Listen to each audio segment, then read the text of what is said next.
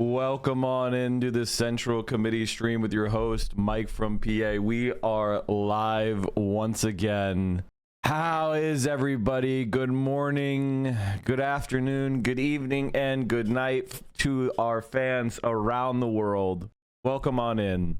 Not gonna lie, I had a hella crisis yesterday when reading about Latin American dictatorships and the violence they imposed on leftists. Do you think things would get as grotesque in the USA? Yes. Yes. For sure. United States was behind most of those dictatorships.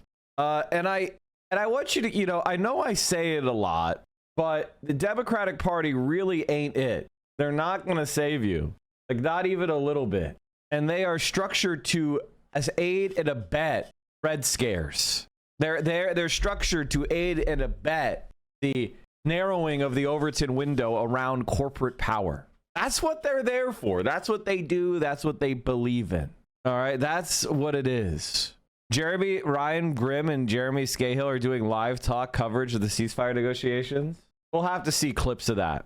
Now, what are we going to talk about today? Well, Hassanabi had his interview with Chris Hedges, and it was one of those interviews where I love Chris Hedges, and I have profound disagreements with Chris that are actually really substantive and important. I disagree with him in such a way that it's constructive and we're friends and we're allies and we're comrades. I just have a fundamentally different orientation toward the world than he does. But I understand why he has the orientation he does. Like, it all makes sense to me. It's not that he's wrong per se. It's that it's something that I've said for a long time, which is that doomerism is your liberalism. It's the final stage of your liberalism. When you figured out that things are fucked up, when you figured out that if things continue as they are, it's going to be disastrous for humanity, for biodiversity, for, ecology, for freedom. That is important, but you're not out of liberalism yet, right? Liberalism is fundamentally oriented toward the system that exists. And if you think things can't get better, if you don't have any revolutionary praxis, if you can't see or don't believe the world can be better, then you are still, even if you recognize the problems, a liberal. And I think of pessimism as exactly that. It is your body telling itself it's okay to do nothing. It's okay to give up because nothing could ever change. And that's just patently wrong. It's patently wrong. No matter what endeavor of human affairs you're talking about, whether it is revolution, whether it is even electoralism, you're just wrong. And so, can you turn your outbound mic? Okay, hold on. Let me make sure I'm on the right mic. Yeah, it says that I am. Am I actually quiet? That would be surprising. Okay, the chatter's shit's just broken. It happens from time to time. Not gonna lie, you need some people like that to properly calibrate the rest of us. And so, like, I think the biggest problem we have is actually excessive pragmatism. We have so much pragmatism that it's now made us non-pragmatic. I'll give you an example of what I mean. Like, let's say that you think, okay, Mike, we're not going to do a revolution. That's fine. I think that is a reasonable analysis of our conditions. I don't think a revolution's about to kick off anytime soon, but I could be wrong. That doesn't mean, therefore, that voting for for Holocaust Harris is the right decision. You see what I mean? Geert Wilders is having a bad day. Dutch Prime Minister Schoof resigns after far-right Wilders quits coalition. Now, the Dutch far-right leader, Geert Wilders, has announced that his party is quitting the coalition government. Wilders says he's told the Prime Minister, Dick Schoof, that all of his ministers will leave. The decision comes over a dispute on immigration. Wilders says the government does not back his ideas for stricter asylum policies. Well, let's go straight to Dominic Kane. He's across this for us from Berlin. Dominic, I believe Wilders has threatened to do this before over other issues. He's finally now followed through. It's so funny to report on the Dutch from Berlin. It is really funny. It's like reporting on New York City from Philadelphia. The thing to remember is that Mr. Wilders is, and his party at least, is the party with the large number of seats in the Tweede Kamer. That's the name of the German parliament. And so when he pulls his ministers out, that's pulling out more ministers, as it were, for a party than any other in that coalition. So that coalition is immediately in very serious trouble. And it's also, some people say, a power move by Mr. Wilders. He clearly he has his own agenda. He wants to see more of his agenda implemented in policy, as it were. And that's why he's pulling his people out of that government right now. But then there's the question about what really stands behind this in terms of the policy, because the Dutch government, presided over by a Prime Minister, Mr. Schoof, who is not really party political. At least when he came into office 11 months ago, he said he wasn't going to be for any particular party. And so from that perspective, you then say, OK, if there is a broad consensus about, as it were, a tougher policy on immigration, then why would Mr. Wilders do now what he has done? Mr. Wilders, well, he would say he wants soldiers from the Dutch army to be on the borders, turning back all asylum seekers. Well, that would be absolutely against EU law, against the sorts of regulations that exist. Mike, I wanted to let you know I'm sorry for jokes you don't appreciate. I make a lot of sex jokes that are stupid and a waste of time. Here's my feeling about jokes in general. Make as many as you want.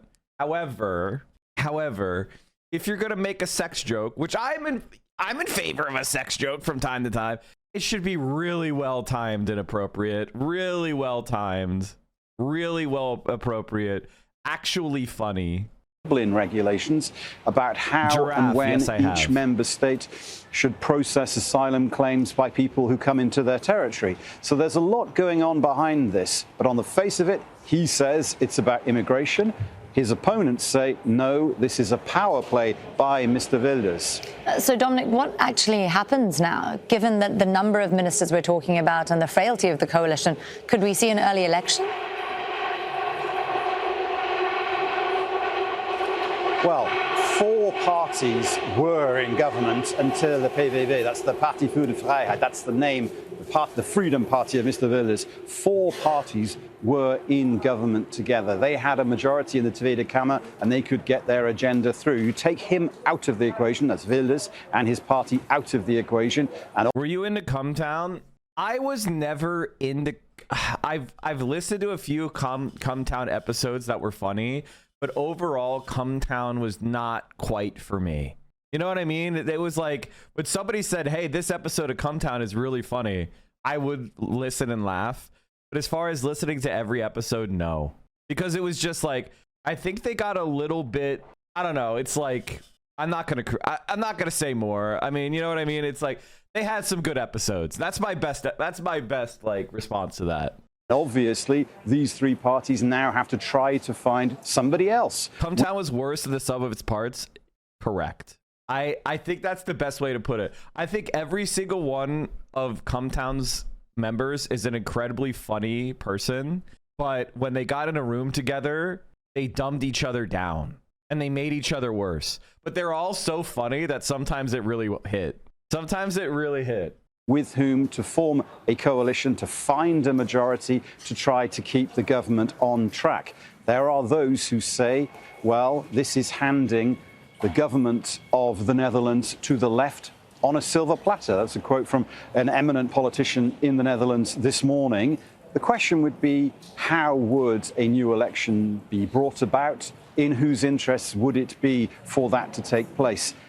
Lots of questions right now, but clearly all the relevant party leaders, so that's leader Hedges from the VVD, that's the Freedom and Democracy Party in the Netherlands, the traditional centre-right party, they've got lots of questions to ask to work out, well, who could they form a government with and in what interest would it be to do that? So at the moment, there could be a push towards an immediate election, or there will be people trying to cobble together some kind of majority in Parliament.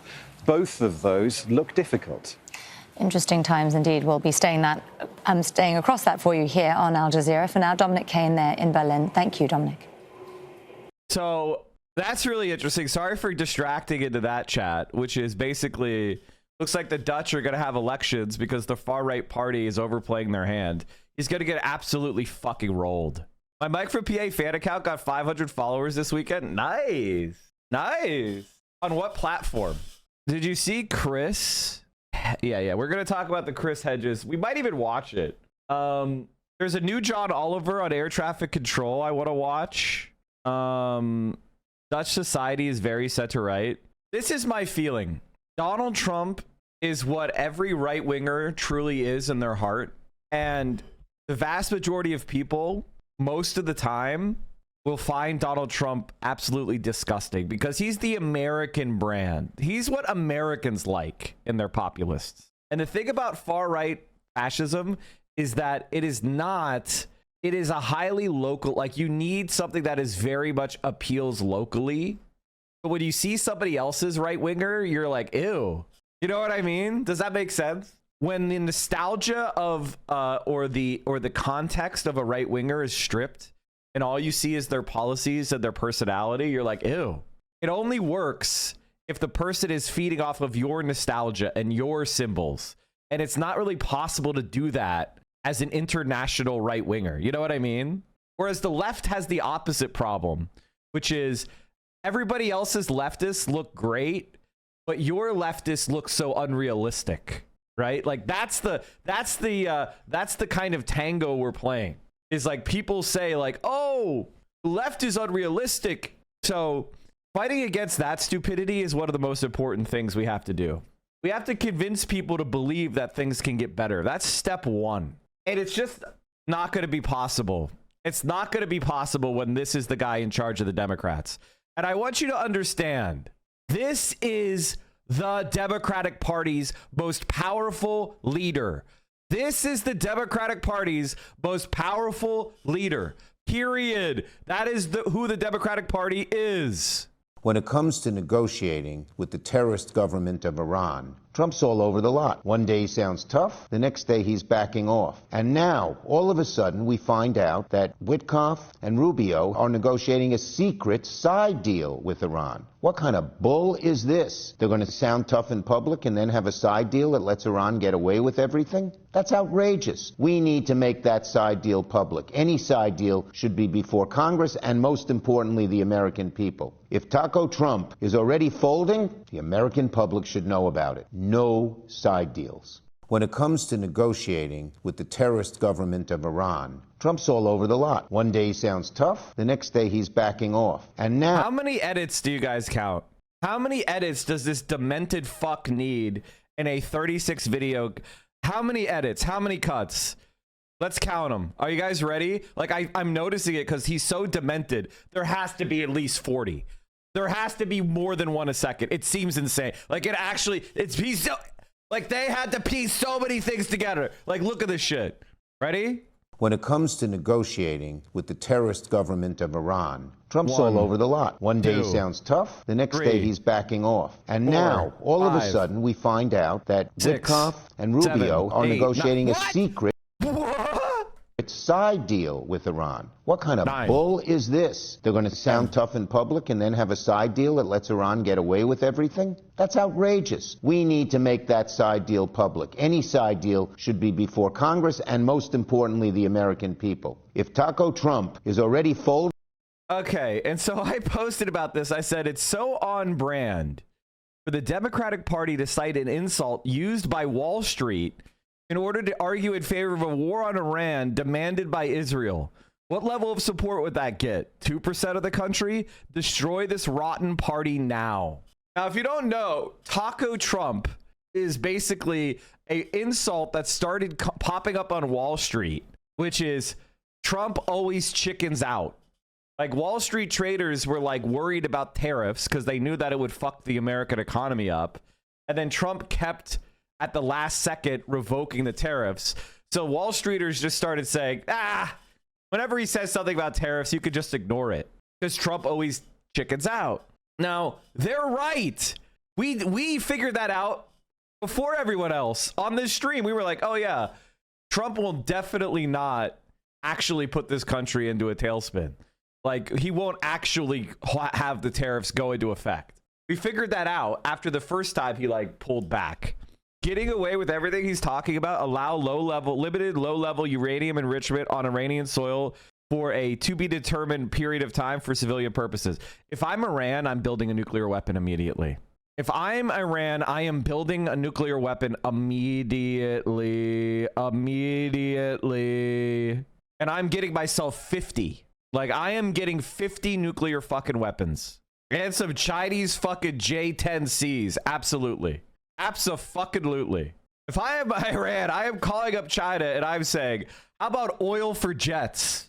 How about oil for jets? We will make your aviation fuel forever. Did you see China's offering Nobel Prize winner 20 years of funding to move to any city or university he wants? I did not see that, but it's smart.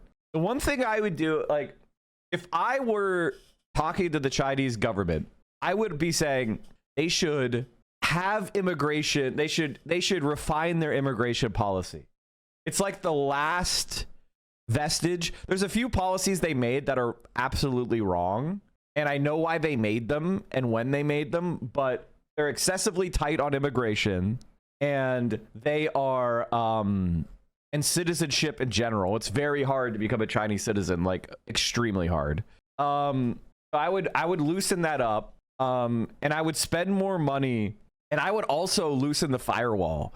Like, I think China has now become developed to the point where Chinese citizens are not going to go on the internet and be like, wow, look at how awesome the West is. In fact, it's the opposite.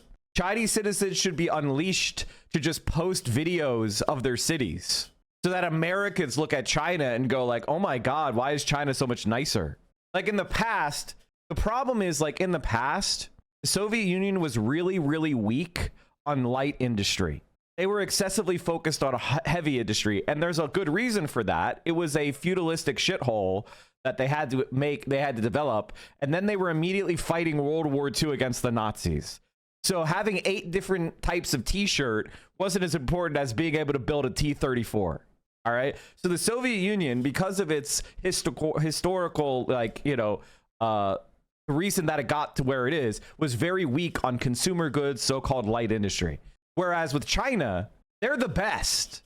They're the best country ever at heavy and light industry. Ever. America at its absolute peak can't even sniff the jock of China right now. Not even close, okay? China is the most productive society ever in human history in all aspects, all right? They should be flexing more. And if you know anything about India, like, you can't say anything about India without Indian nationalists flooding into your fucking comment sections to complain. The Chinese should unleash their people on the world. Now, make them less annoying than Indian nationalists who have nothing to talk about except how their country is fucking a shithole. But, although I do love India, I'm just kidding. I'm sorry, I was just trolling. I actually like India. I think India is actually really cool. And I hate how racist white Westerners are toward India. I just really don't like Modi. I think Modi is actually dog shit. And the thing is, like, India is not as right-wing as their right-wing. It's like America with Trump. Like, America is not Trump. Trump is the result of our broken political class. And the same thing with India. Modi is the result of the broken political class of India. And there are a lot of right-wingers in India, just like there are a lot of right-wingers in America. There's a lot of hogs, and they fucking suck. That's true.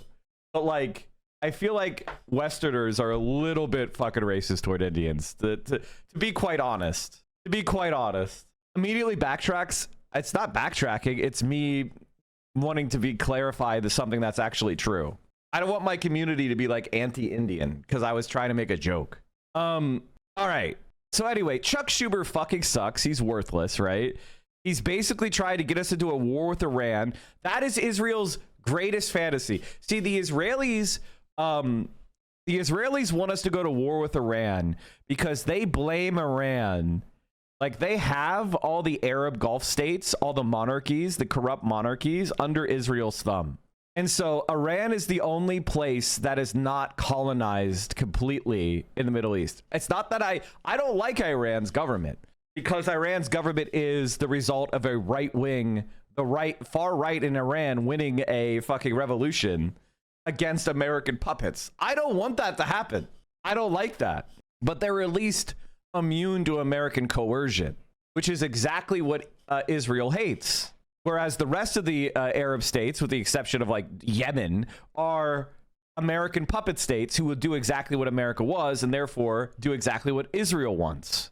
And so Iran is seen by the Israelis as the only impediment to greater Israel, basically them carving and stealing more and more territory from Arabs. And then, the Arab monarchies, the dictatorships, the puppets that we bribe, they will allow it to happen. Because why do they care? They're capitalists. They don't give a shit about their own people. FEMA staff baffled at Hedges said he was unaware of U.S. hurricane season. The one thing that people don't understand is fascists are always incompetent. Fascists are always incompetent. Remember that. So when fascists talk about these issues, they're dumb as fuck. But do you know what happens with fascists? Just because they're incompetent, you know what they do? They then transition to violence and repression because they're embarrassed. And what fascists hate more than anything is being laughed at. Like, the best way to react to somebody like Asmongold is to make fun of him, and to make fun of him about the embarrassing thing that's disgusting. And apparently somebody tried to post this on LSF as if it's a gotcha, and it's like, yeah, I meant exactly what I meant. If Asmongold won't talk to you about the facts, then you need to talk to him. Like, what Asmongold does, and because he's very cowardly, it's the same thing with Destiny. They don't actually take positions. All right. They don't actually advance positions. They just try to attack other people with positions. And then you get like a negative outline of their positions by who they decide to attack and when. They don't actually come out and state their positions because they're a cowardly bitch. Like, Asmongold is a coward. He won't say his actual positions because his audience are transphobes, they're racists, etc. So if he were to come out and say, I think all the races are equal, I think that trans people are valid, like, he can't do that, right? So you have to figure out what his positions are from the negative outline of who he decides to attack and why. And so part of his strategy is to not actually say they're his positions. They are to say, they use weasel words and little worm shit where he's like, oh, people believe that trans people are, alienating others by how extreme they are. Because he's a cowardly bitch. Yep, based. So if somebody won't engage with you, if somebody won't take positions, if somebody won't engage with the logical arguments, and the reason why he doesn't take positions is because if he took a position, he would get absolutely ripped apart because he's not intelligent enough to take positions. All right? The only positions he's taken are like, I like Medicare for all and shit like that, because there is no counter argument for it. But that's a far left position. Medicare for all is a far left position. So he's a cowardly bitch on shit that actually requires any kind of level of intellect. The other day, he challenged a chatter to list off terrorist attacks in the past 10 years that was done by right wing and then banned the chatter before they could. The vast majority of terrorist attacks are right wing. Islamism is right wing. Death threats, Islamophobic bigotry. Now a sitting council member calling for my deportation. This is what Trump and his sycophants have wrought. It's an assault on the values of our city and constitution. Will Cuomo condemn this? Or will that upset his MAGA donors? What a fucking scum. Let's talk about how insane it is to elect someone to any major office who hasn't even been a citizen for 10 years, much less a radical leftist who actually hates everything about the country and is here specifically to undermine everything we've ever been about. Support this woman, and basically anybody who is a Republican in New York City is Adolf Hitler. As far as Iran with nukes, I think they have been 1 week worth of effort for quite some time. They just need to top up the... Okay. I mean, I think, like, the reality is China doesn't want nuclear proliferation. This is why people don't do it. I'm going to be dead serious with you. If Iran detonates a nuclear weapon, China will be pissed. That's why they don't do it. Because without China, Iran is completely fucked. And when India and Pakistan detonated their nukes, China joined with the US and fucking put a stranglehold on them. They do not want nuclear proliferation. They hate it. So Iran is trying to like balance between this. Well, we want to be able to have a nuke if we need it, but we don't want to piss the Chinese off. So, and the reason why China doesn't want nuclear proliferation, because the more people have nukes, the more chance some idiot detonates one. And they have Islamist terrorists. They have freak right-wing psycho Falun Gong people. They have people that would detonate nukes in major cities. So they're worried about freaks. FEMA staff confused after Hedges said, yeah, we're literally looking at that. Okay, what else was I saying? Did you guys see? Oh, what else are we doing? Okay, what else are we covering today? Then King of the Hill actor got murdered. John Oliver, and the Hassan with Chris Hedges. We'll probably watch the Hassan with Chris Hedges a little later. The abundance agenda has the virtue of not demanding any significant showdown with capital. Okay, let's just talk about this for a second. Populism clearly better for elections. It's not even close. It's not even close. They've been doing message testing of abundance versus populism, and it's actually shocking how much more populism crushes over abundance. There was a poll, there was a question they didn't release that was so fucking bad for abundance, it was insane. The abundance agenda has virtue of not demanding any significant showdown with capital or corporate power. If all this is standing between here and a progressive utopia is a change in the political culture of liberalism, as Klein and Thompson says, we're in luck. All we have to do is change a couple of minds, flip the switch from fret to build, and let the good times roll. But the abundance vision is smaller than it purports to be, myopic about power, and flattering to those that have it. It is a satisfying and convenient to imagine the obstruction is all coming from inside the house, from wokesters and lawyers. The real impediments, however, are simultaneously more banal and more formidable. I mean, this is exactly right. And it's important to understand that's why Klein wrote this book, because he is flattering about power. That's who Matty Iglesias and Ezra Klein are. They exist to flatter power. That's why you know who they are, because that's all they've ever done, is they are the court jesters, the court philosophers of the Democratic Party centrist establishment. That's why they have any fucking money, because they tell donors and the rich exactly what they want to fucking hear every time.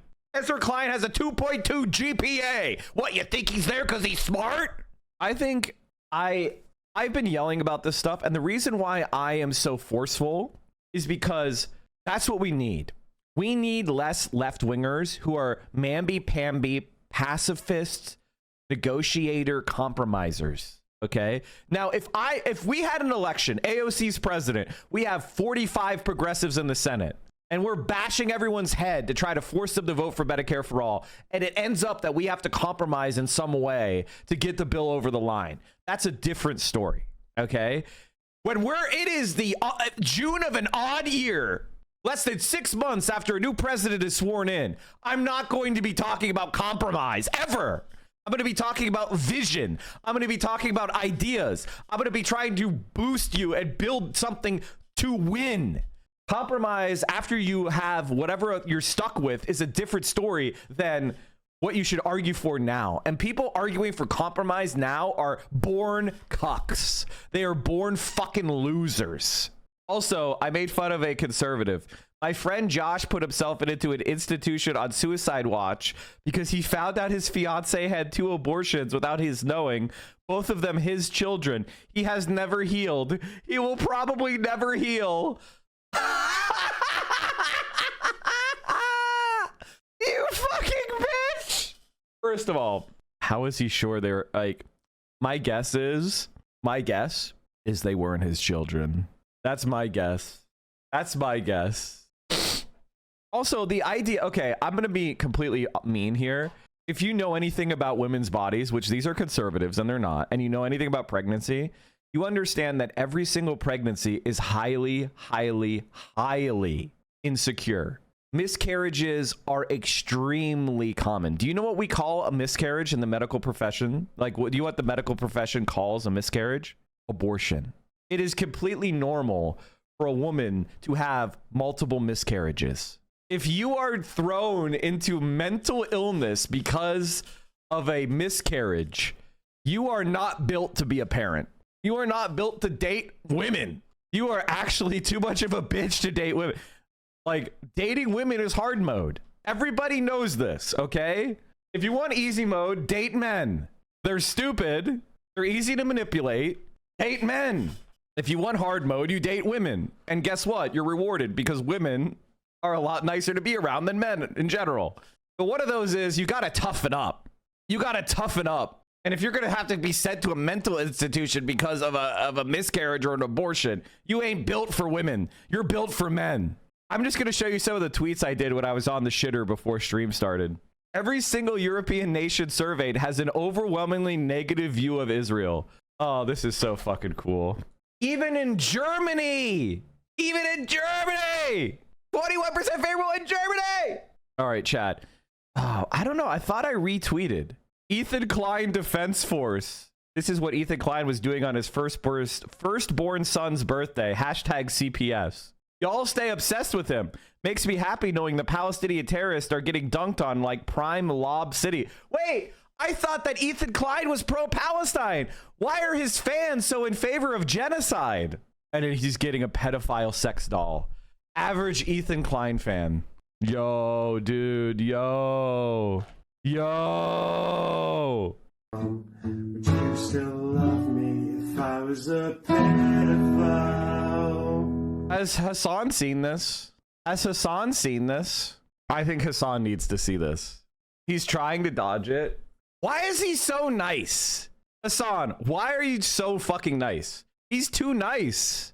He's too nice. He needs to be promoting this shit. He needs to make a video on this video. He needs to make a short. He needs to post it on Reels. He needs to post it on TikTok. He needs to post it on YouTube Shorts. He needs to cover this extensively. Loner Box wrote a song about how he is a pedophile, and that's the title. And every single platform, that needs to be, he needs to make this. He needs to do that.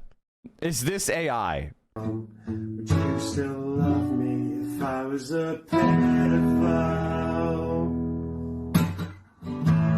If every thought inside my head was vile, AI pictures of lolicon till the aching in my balls is gone. A song about how he's a pedophile that masturbates to drawn child porn. Average Destiny Orbiter. That's also Vosh. All right, I don't seem like I have the fucking poll. Do you guys have that poll? There was a poll where it was describing that wasn't released from the abundance versus populism, and it was like people rejected the populist explanation so hard it was unbelievable. They were like saying it is wrong. Oh, here it is. Thank you. Ryan Grimm did it. Okay. See, I thought I retweeted this. I just liked it.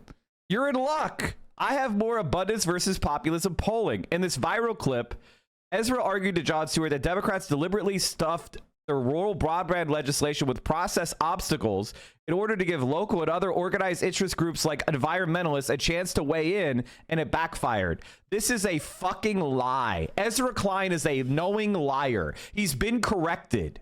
Leftists want nationalized broadband, like Chattanooga. I've even talked about it. It's one of the many things that I talk about where I'm like, Chattanooga has nationalized internet and it's super fast, high quality, and cheap as fuck. And everybody loves it. And I've talked about it.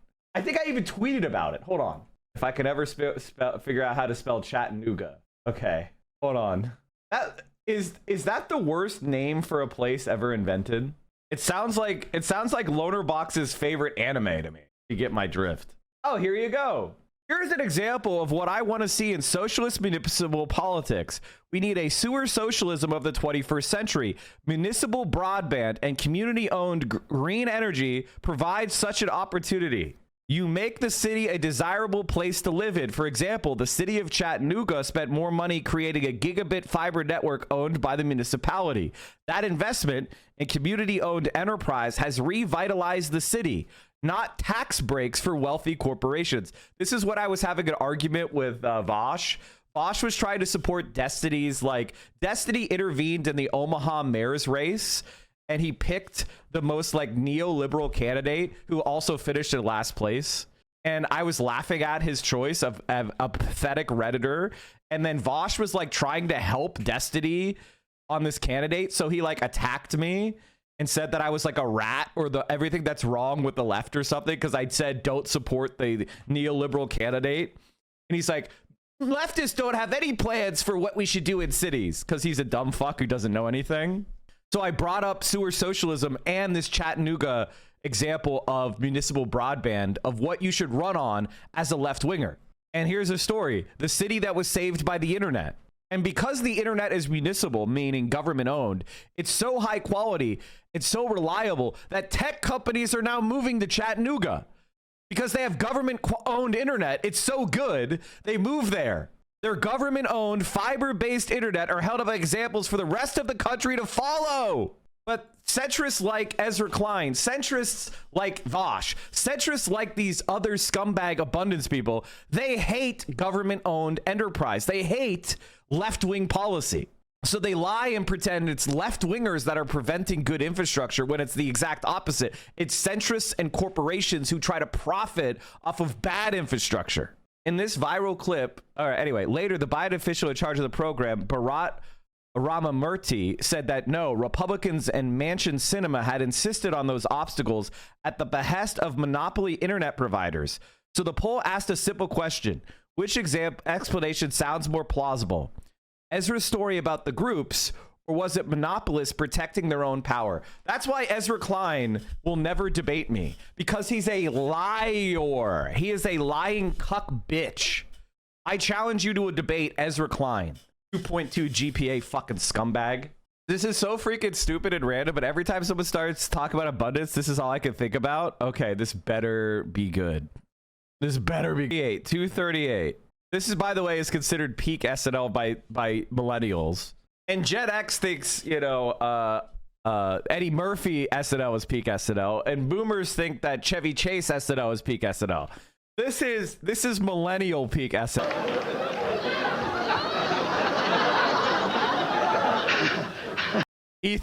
Average Ethan Klein stream. We had that link, but it was enjoyable to think about when I was young in 1999. Thank you for reminding me of the time when I was young in 1999. I was getting ready. I was excited. I was like, oh, I'm going to be able to get my learner's permit soon. I was like trying to sign up for driver's ed, which is a class we had in school back then before they defunded everything. We used to have like art classes and driver's ed and home economics.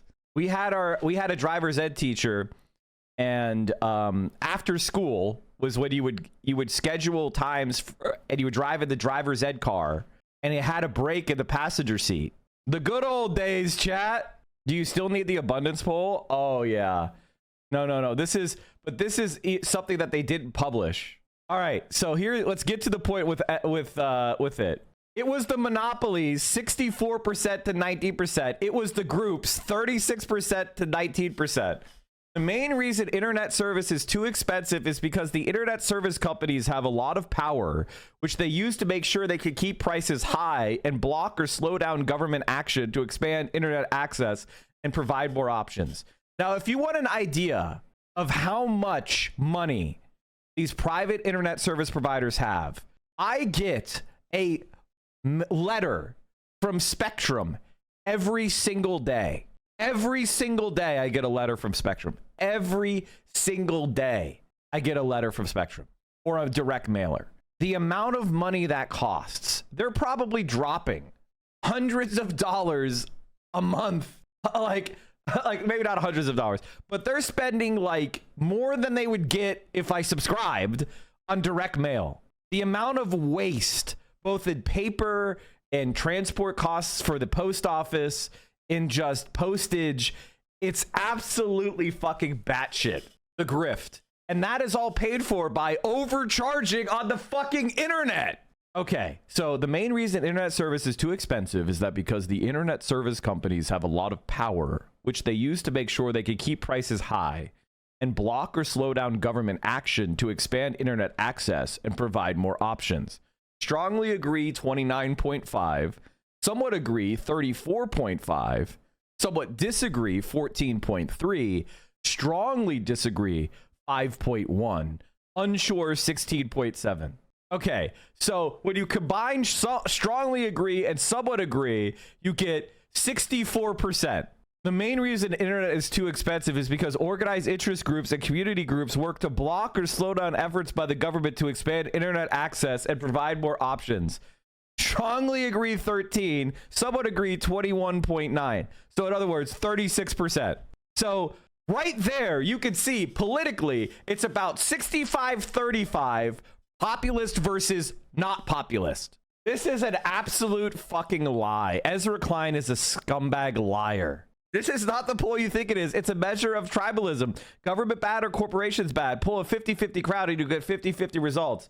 The point is, Sutton Alt, you dumb fucking piece of something. Here's the one. Can I say something that's going to separate me from the rest of left-wingers? I actually don't care that everybody understands leftism. I actually don't give a shit if you guys actually know it or understand it. The purpose of my politics is to get power and then do left-wing shit. I actually don't need 100% of the people that vote for the people I like to really understand leftism. I would be nice, and it's good to do because it would make you a more permanent member of the coalition. But I honestly don't give a fuck if you believe dumb shit as long as you do what I want you to do. You know, it's like, I'll give you an example. When you're raising a child, I don't really care if they sit up straight and eat their vegetables because they believe it's going to turn them into Popeye and give them big muscles, or if they believe it's healthy for them and it's going to make them grow. All right? As long as they're eating the fucking vegetables, the job is done. Now, hopefully in the future, I can educate them and inculcate the values of eating healthy diets is good for me and will give me health and well-being in the future. But if you start eating your spinach because you think you're going to get big old muscles, that's all I need to do to get the nutrients inside your body. I don't give a fuck. And look who they're promoting with abundance, by the way. So I'm a strong proponent of the abundance movement. And for me, abundance is the best framework for Poorest district in the country. Reimagining what it means to govern progressively, to govern as a Democratic Party. You know, if the Republican Party is going to be the party of less government, then we as Democrats should not be the party of more government. We should be the party of better, cheaper, and faster government. That's literally Republican. That is literally what Bush ran on. That's literally Bush 2000. Somebody find me some Bush quotes about better, leaner government. That's literally Bush. Right, a government that builds, a government that works. And, you know, progress is measured not only by more spending, but by more supply. Like for me, what matters is not only whether there's more or less housing spending, but whether there's more or less housing supply. Like, are we pursuing policies that expand the supply of housing, or are we contracting it? Are we making housing more abundant and affordable, or are we making it more scarce and unaffordable? And it's often the case that in blue cities and blue states, we're pursuing policies. By the way, they're not blue. Okay, I want to dispute this idea. Blue is good. Blue is bad. Blue means nothing. All right. If you go in California and New York, conservatives are just in the Democratic Party and they take money from GOP donors and they pass GOP policy. They're not left wing. They're just Democrats.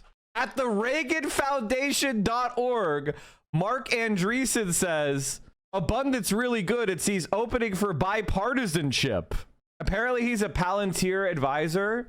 Why doesn't James Carville sell shirts that says Palantir's pal? Political commentator James Carville, a paid advisor to Palantir. Okay, like, I like having my platform. I like having my platform. I like having my platform. I like having my platform. I like having my platform. Platforms are good. We like having them. It's so easy to run the government well. Did you read Abundance? Yes. It's absolute dog shit. It's so funny because there's a chapter called Bottlenecks, which is literally make-believe. Cockamamie bullshit. And I want to say something. A lot of people that are abundance, people that argue for abundance go like, well, Mike, you can't do anything because there's like rules and that we need to reform. So we should ally with abundance in order to change some of these rules. And even if I agree some of these rules are like not good or suboptimal and we should reform them, that is a minor issue on actually delivering anything. Like if you have the goal of, I want high quality fiber internet, lots of affordable housing in the city, abundance will get you neither. Do you understand that? Like if you actually say, hey, I want to lower the price of housing in the city, abundance will not get you there. It cannot. It will not. So why are you talking about lowering the price of rent if the policies you're proposing will not lower the price of rent? Because you're lying. And so I don't agree with lying in order to do something minor. Bush pledges a much leaner government. Texas Governor George W. Bush on Friday chided the Clinton administration for falling short of efforts to reinvent government and pledged to do a better job and save $88 billion over 5 years. He wanted to cut 40,000 government jobs, reform the civil service with performance-based incentives, and try to shift all significant government procurement to the internet. We want to change the shape and form of government. You can get smaller by chopping off your arm. You can get smaller by dieting and losing weight. We've done the latter. Like, it's literally Bush. It's literally Bush 2000. That's the Democratic Party now. Bush 2000. A fun experiment you could do on here is ask Gimby accounts how much they're currently paying in rent and if they think it's enough. My wife and I are paying. Okay, I'm blocked by this person. Cowardly. Israel flag. And it's so interesting when people block me. Because it's like, blocking me? Okay, why would you block me? Because you don't like reading the truth? Like, that's literally it. I mean, it's very funny. Whereas if I block someone, they're a fucking psycho, stalker type person, or they're just a liar. Like, sometimes I'll block people who just refuse to acknowledge what you post. Like, if you post something that directly addresses what somebody else says and they pretend it didn't happen, I will block you for that. Because it's just like, I don't let bad faith people exist in my space. My wife and I were paying $3,400 a month for a 1-bedroom in the Jamaica Plain neighborhood of Boston before we bought our first condo. Prior to that, I've been renting in Boston for 25 years. Yes, the rent is too high because landlords profit from the artificial shortage. And why are all Yimbys opposed to rent control? They want the rent to be lower, but when someone says it's let's lower the rent, they all talk like that's the most evil thing imaginable, because that doesn't solve the problem. The problem is short supply. Freezing prices doesn't increase supply. It just allows some people to get it for less. That's true. That is absolutely true. That is true. Now, here's the problem, abundance idiot. How do you get more supply? Because if rent is too high and there is a current supply shortage, which is what's happening, how do we get more supply? Now, you think we get more supply by removing regulations. We'll get more supply by making profit higher. But here's the problem, you dumb fuck piece of shit. The things like abundance and making workplaces more unsafe don't actually very significantly reduce the costs of construction. You know what does reduce the cost of construction? Cheaper financing and cheaper land. Those are two things the government has the extreme power to lower the price of. The government can borrow at a much cheaper rate than private development companies. And two, the government can literally take land. So the best way to build public housing is for the government, or build housing to lower prices, is for the government to borrow at extremely low interest rates and build on land that it takes or already owns. And then it could offer that housing for cost, which will be much lower than everyone else. And so what do? Is you attack land speculators. Land speculators lose their fucking shirts. But that's what they don't want to happen. Because if you provide housing at cost by the government, you can make it higher quality and much cheaper. But it will directly attack land speculators, who are the people that don't want you to do that. So what abundance people do is they short circuit, because the private market will not build housing to lower rent. I'll say that again. The private market will not build housing to lower rent because finance costs are too high and land costs are too high. So they will only build at the high end to make the maximum profit. And this is what these dumb fucks don't get. Is you'll never ever get housing to be affordable by this model, ever. Messing with Texas, how big home builders and private equity made cities unaffordable. Oh yeah, savings and loan model was destroyed. We don't even get, that was also something that doesn't exist anymore. God, they're so fucking stupid and worthless. Holy shit. This is why I talk about Austria, because Austria has rent control. Austria has rent control. And you know what rent control does? Is it makes housing more affordable in high amenity areas for the poor. That's what it does. Rent control makes it so that poor people can live in high amenity areas and neighborhoods. That's why they hate it. They don't want a social mix. It doesn't cause a decrease in supply. Why? Because guess what? The government is building 7,000 new apartments every year in Austria. How do I know that? Because the Austrian government publishes a video on it. Like, we've watched this there's a million videos we've watched on housing in Vienna, but they talk about it. Is huge. Hence, local government invests up to 400 million euros annually. Abundance will make it easier for the government to build public housing. You're a fucking idiot! You're actually stupid. You're actually an idiot. And, oh, you're feeling really emotional. You just got called an idiot. Well, okay, now that you're feeling emotions, you'll remember what I'm about to say. Abundance. Public housing cannot be built without central government policy. So if you want to build public housing, it needs to come from Washington, D-fucking-C. And so if we're already passing government policy with abundance, why don't we just focus on actually passing a social housing policy that includes whatever middling, small, tiny little rule changes abundance supposedly is about, and actually talk about the thing that'll work? In housing construction and renovation of older buildings, another 100 million euros is reserved for local residents who are unable to afford even subsidized rents. The subsidies are financed through federal taxes and the general income tax system. Well, okay, subsidized housing, that's got to be a really high tax. We must be like 5, 10, 20% of income. This funding through taxation creates a reliable basis for the planning of complex 0.5%. housing programs, which would be impossible under strictly market-dependent housing policies. Do you hear this? These programs would be impossible under strictly market. Do you understand? Do you get? Is it entering the brainstem? The quota is regulated by a federal law and amounts to 0.5% of the gross income of employees and employers. On the basis of this tax, Vienna receives an annual amount of about 250 million euros for housing construction purposes from the federal state. Besides money, there are other important This is what public housing looks like in Vienna. factors that help tenants sleep well at night. City dwellers enjoy a very strong tenancy law in Austria. Another essential factor is the Limited Profit Housing Act. This act provides the legal framework for all limited profit construction associations, whether organized as a cooperative or as a corporation. It defines not only the principles of the public good status, but also other issues, such as the handling of rents or the membership of a supervisory association. Another key factor for affordable housing was the establishment of the Vienna Land Distribution and Urban Renewal Fund in 1984. Okay, so somebody said, oh, if you subsidize rent, doesn't that subsidize landlord? There's no landlord. It's a non-profit, a cooperative, or it's the government. And so when you get subsidized rents, what you're really saying is you can't afford to pay for the maintenance costs and the rehabilitation costs. So it's the government is basically giving money directly to people who cannot afford even that low level of rent.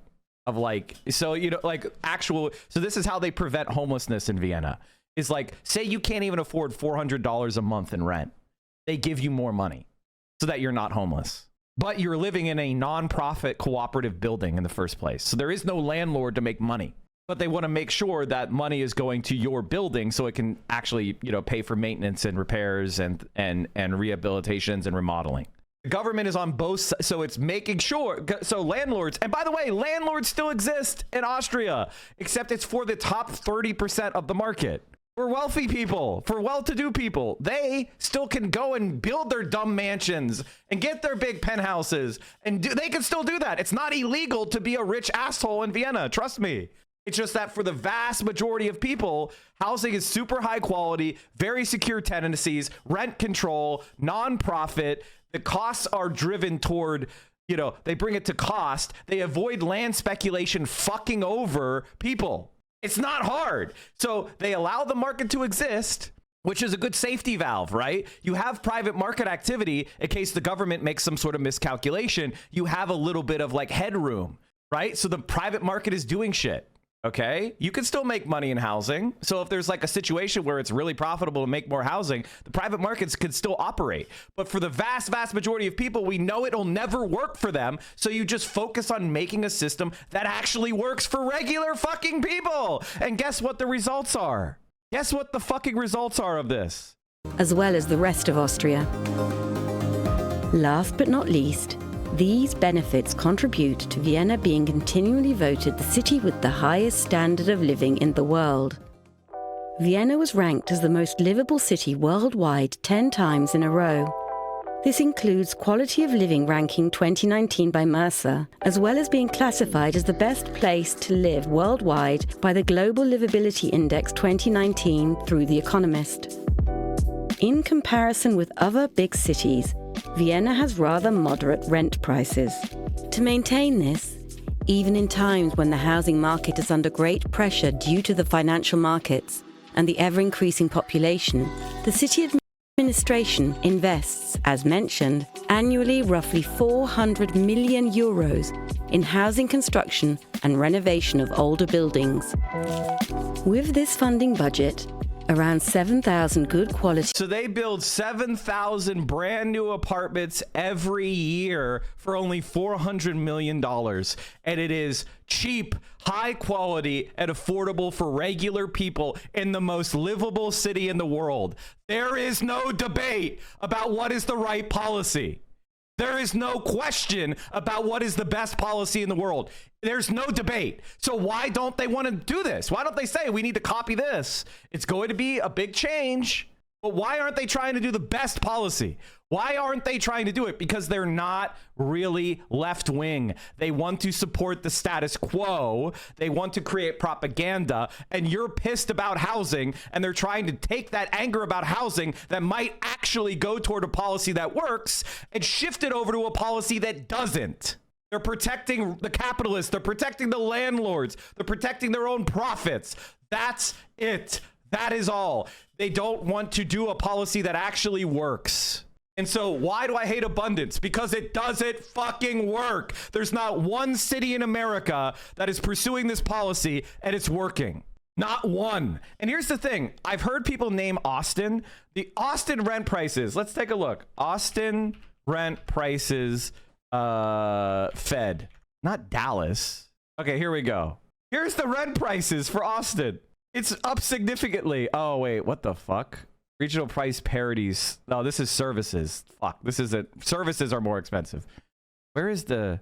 What would I would say it's Fred Austin. Yeah. Not Fed. Fred. Yeah. This is what I want. Why can I not get this? Oh, here we go. All transactions, housing price index. Look at how Austin prices have been spiking. They're up 5 times since 2010. Oh, man. Or sorry, 3 times. Oh, guys, it's doing so well. Look, it did this absolute vertical exponential spike. And then they go like, look, it went down a little bit. See? YIMBYism works. It's like, okay, if prices go down like 5% after they just went up 50%, that's not a success. It's still off trend. If you drew a straight line, it would be above trend still. And guess what's happening? Guess what's happening? Austin construction collapses as housing market struggles. So in other words, massive price spike. They don't have, oh, it's YIMBY in Texas. Look at Austin. And look at this. Austin, Texas has seen the nation's biggest drop in permits to build multifamily homes as demand has waned. Partly because residents are finding it difficult to afford rent that soared at the height of the COVID-19 pandemic. This year, the city has seen builders secure 21 permits per 10,000, half of the average it recorded between 2021 and 2023. So in other words, the free market, even after massive price increases, is stopping construction because guess what? Oh, there's a supply. It doesn't make as much money. We're going to stop building housing. This is abundance. It doesn't fucking work. It does not work, period. So why are you advocating for something that will not work? This is why the Democratic Party fails. The Democratic Party fails because they're not advocating for solutions that work. Obamacare did not solve healthcare. Public option or Medicare for all would have solved it. Stop advocating for shit that doesn't fucking work. APD regularly busts up homeless camps down the street from me. I also live right near the hotel that was supposed to become a homeless housing by Lakeline, but NIMBYs cried. I mean, of course. Vienna's budget for building and maintaining housing is more than 1 million people. For more than 1 million people is less than the Massachusetts homeless shelter and housing assistance budget. And don't even get me started on the homelessness grift. Don't even get me started on the charity and the nonprofit grift for homeless people and the small housing grift. And all the, the micro house and the huts and the tenements and all the other flop house grift that the for-profit centrists are doing, where it costs $500,000 to build a fucking bus stop because they're all stealing the money. Does the government of Austria do anything to prevent the 400 million euros from going to the buddies of politicians who are contractors and other relevant laborers and constructions? Yes. The reason why Austria works is because they have an extensive program of transparency and industry watchdogs. Can determine that Vienna is a city of tenants. Over 3/4 of Vienna's population rent accommodation, with only around 20% living in flats or houses that they own. There are mainly two forms of affordable housing in Vienna. The municipal housing apartments owned by the city of Vienna. Like Karl Marxhof. I can't believe the city that has the largest housing building being Karl Marxhof actually takes care of people. That's crazy. The non-profit residential construction buildings owned and operated by non- or limited-profit cooperatives or associations. Already, since the 1950s, parallel to the social housing construction of the Viennese municipality, non-profit housing construction has been making a considerable contribution to apartment production. Responsible for the building management of the Viennese municipal housing complexes is Wiener Wohnen, Vienna's municipal housing company. Municipal housing company, meaning state-owned enterprise. This means a company owned by the city. 4,000 employees, Wiener Wohnen is Europe's largest manager of municipal properties. Altogether, Wiener Wohnen looks after 1,800 housing complexes, containing 220,000 apartments, more than 5,000 business premises or doctors' practices, and nearly 50,000 garages and outdoor parking spots. And although the city of Vienna recently decided to build another 4,000 new municipal housing units, most efforts have been made since the early 2000s to promote the concept of subsidized housing. This program is supported by non- or limited-profit construction associations, which are responsible for building, renovating, and administrating apartments for the benefit of the general public. These must be approved by the federal state government as charitable. Such building associations belong to a federation watchdog which regularly reviews their business activities.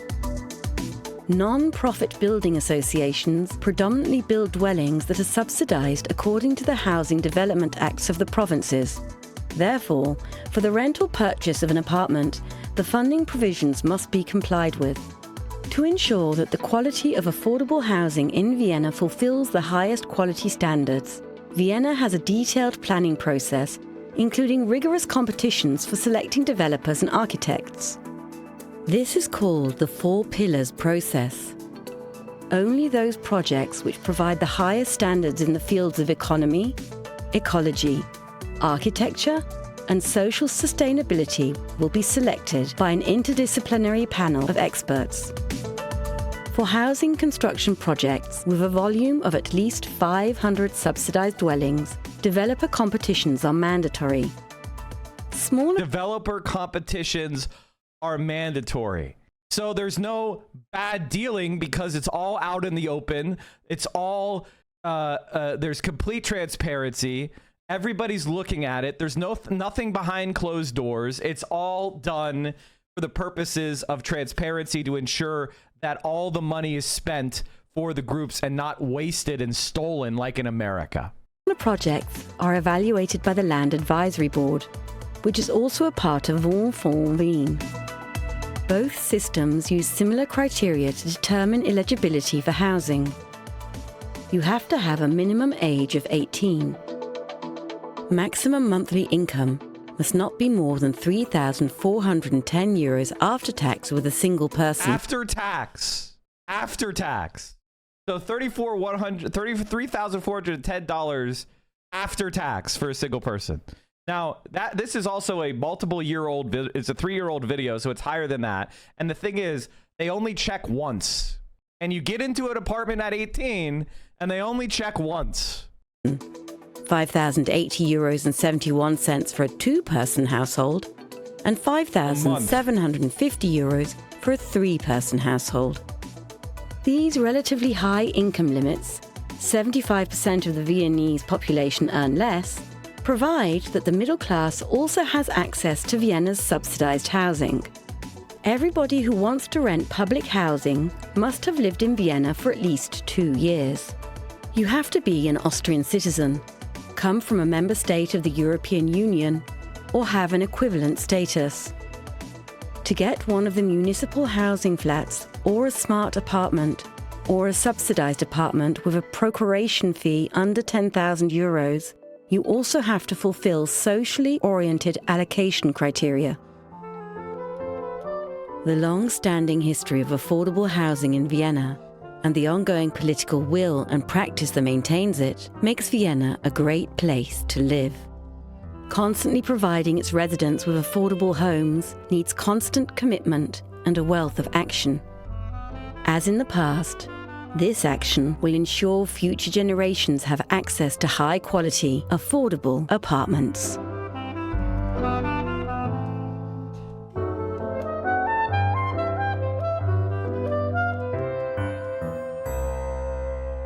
The thing about Austria that's so funny and ironic is it's actually a great place to drive. That's the thing that's so funny about it, is because there's such good social and public transit, and because it's dense, it's actually great to drive because there's so little traffic.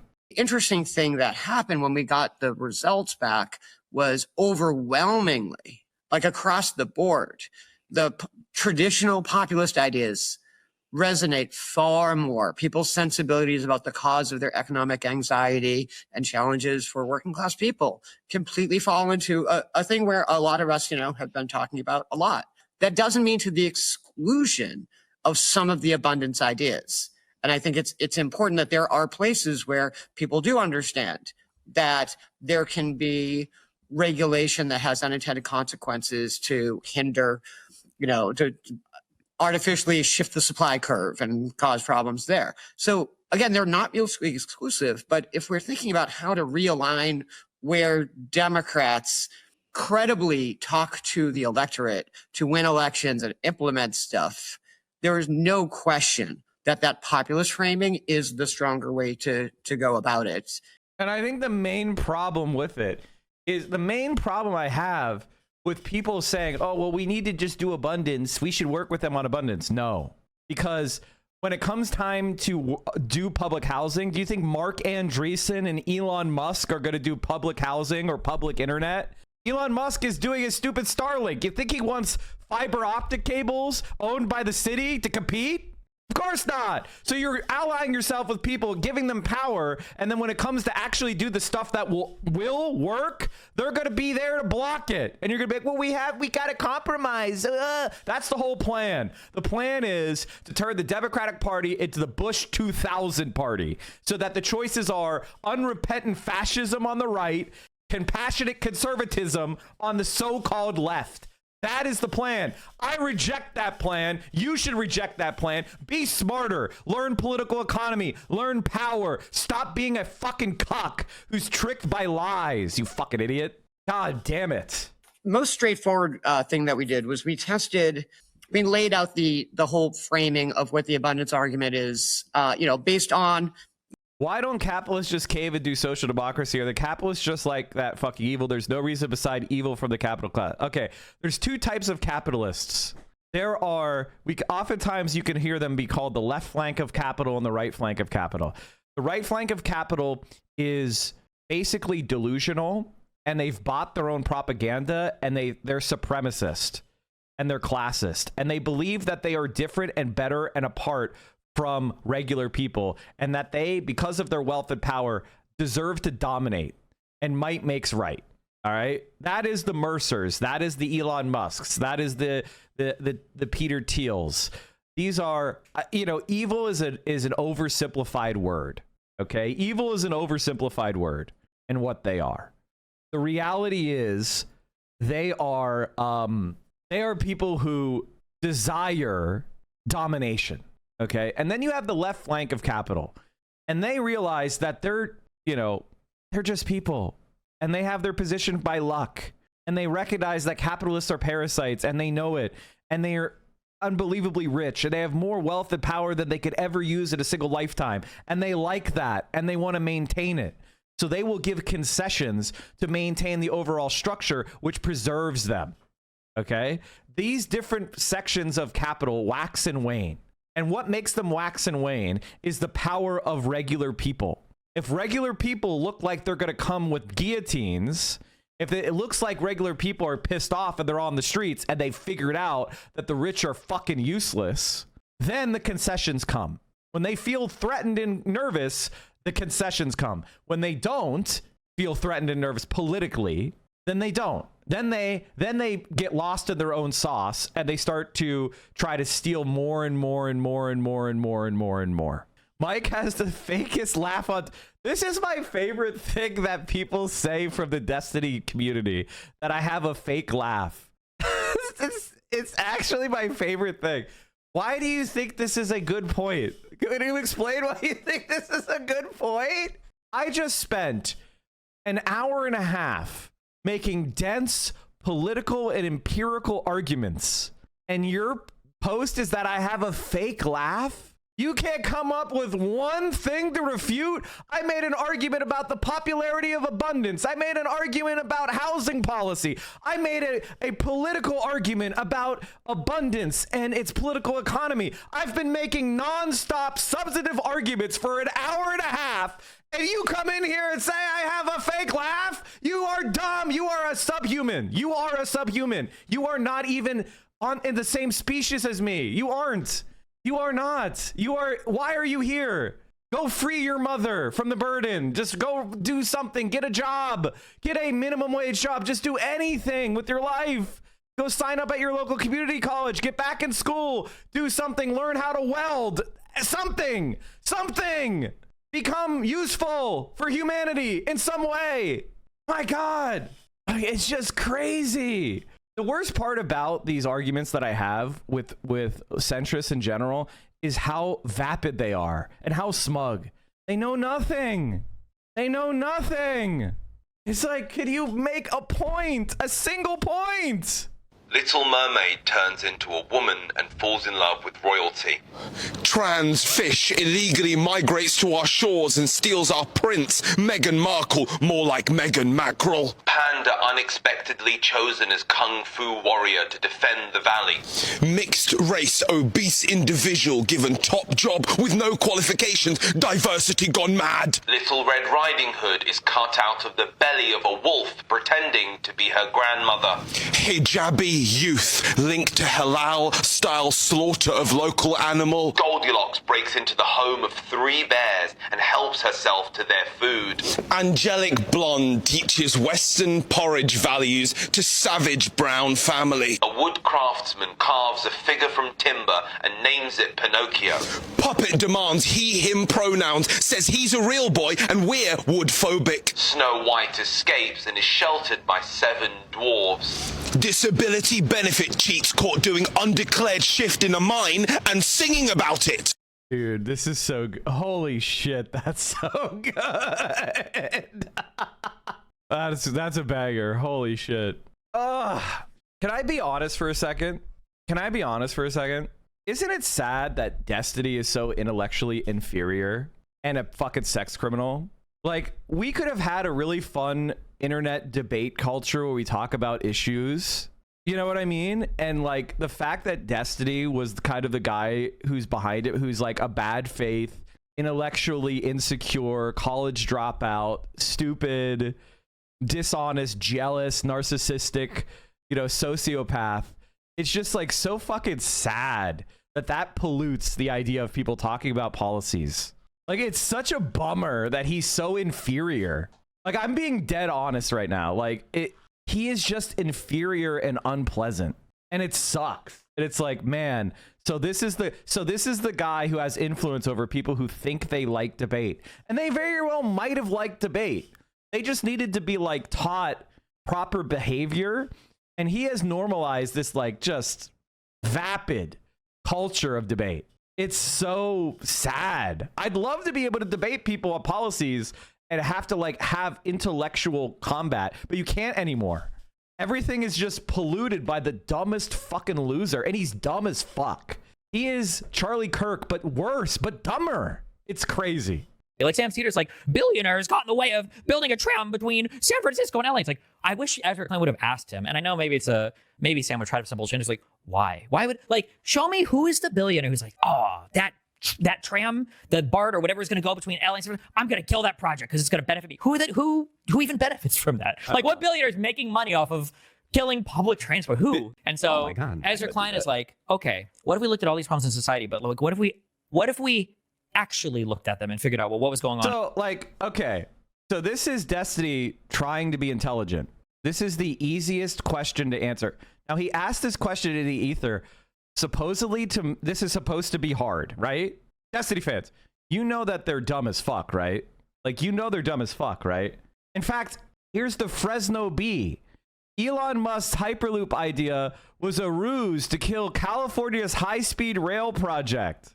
This was news to me when Paris Marks, a technology writer from Canada, wrote about Musk for Time magazine and posted on Twitter Thursday. He quotes Musk's official biographer as the source. Happy to have this confirmed. The goal of Hyperloop was to get California's high-speed rail canceled. Musk and the Kochs both trying to halt a transition away from automobiles. Musk joins a long list of conservative politicians who have disrespected the California high-speed rail project. He's just inferior. He's inferior. He's stupid. This is your debate, pervert? Like, goddamn, man. God damn it. He's so fucking stupid. It's a conspiracy that the Koch brothers, the billionaire heirs of an oil and gas lobby, and Elon Musk, a scumbag electric vehicle entrepreneur, wanted to block alternatives to their transportation. Wow, I can't believe it. Instead of just like having this transcendental boogeyman, okay, for the conservative side it's the deep state, and for lefties it's the billionaire thing. And like this is the nature and form of his argumentation, which is pattern recognition, but for dumb people. Like I'm legitimately sorry, but he's inferior. And Destiny, you're inferior, which is why you'll never respond to this, because you're stupid. You're an inferior, stupid fuck on which is why you run away. You're dumb.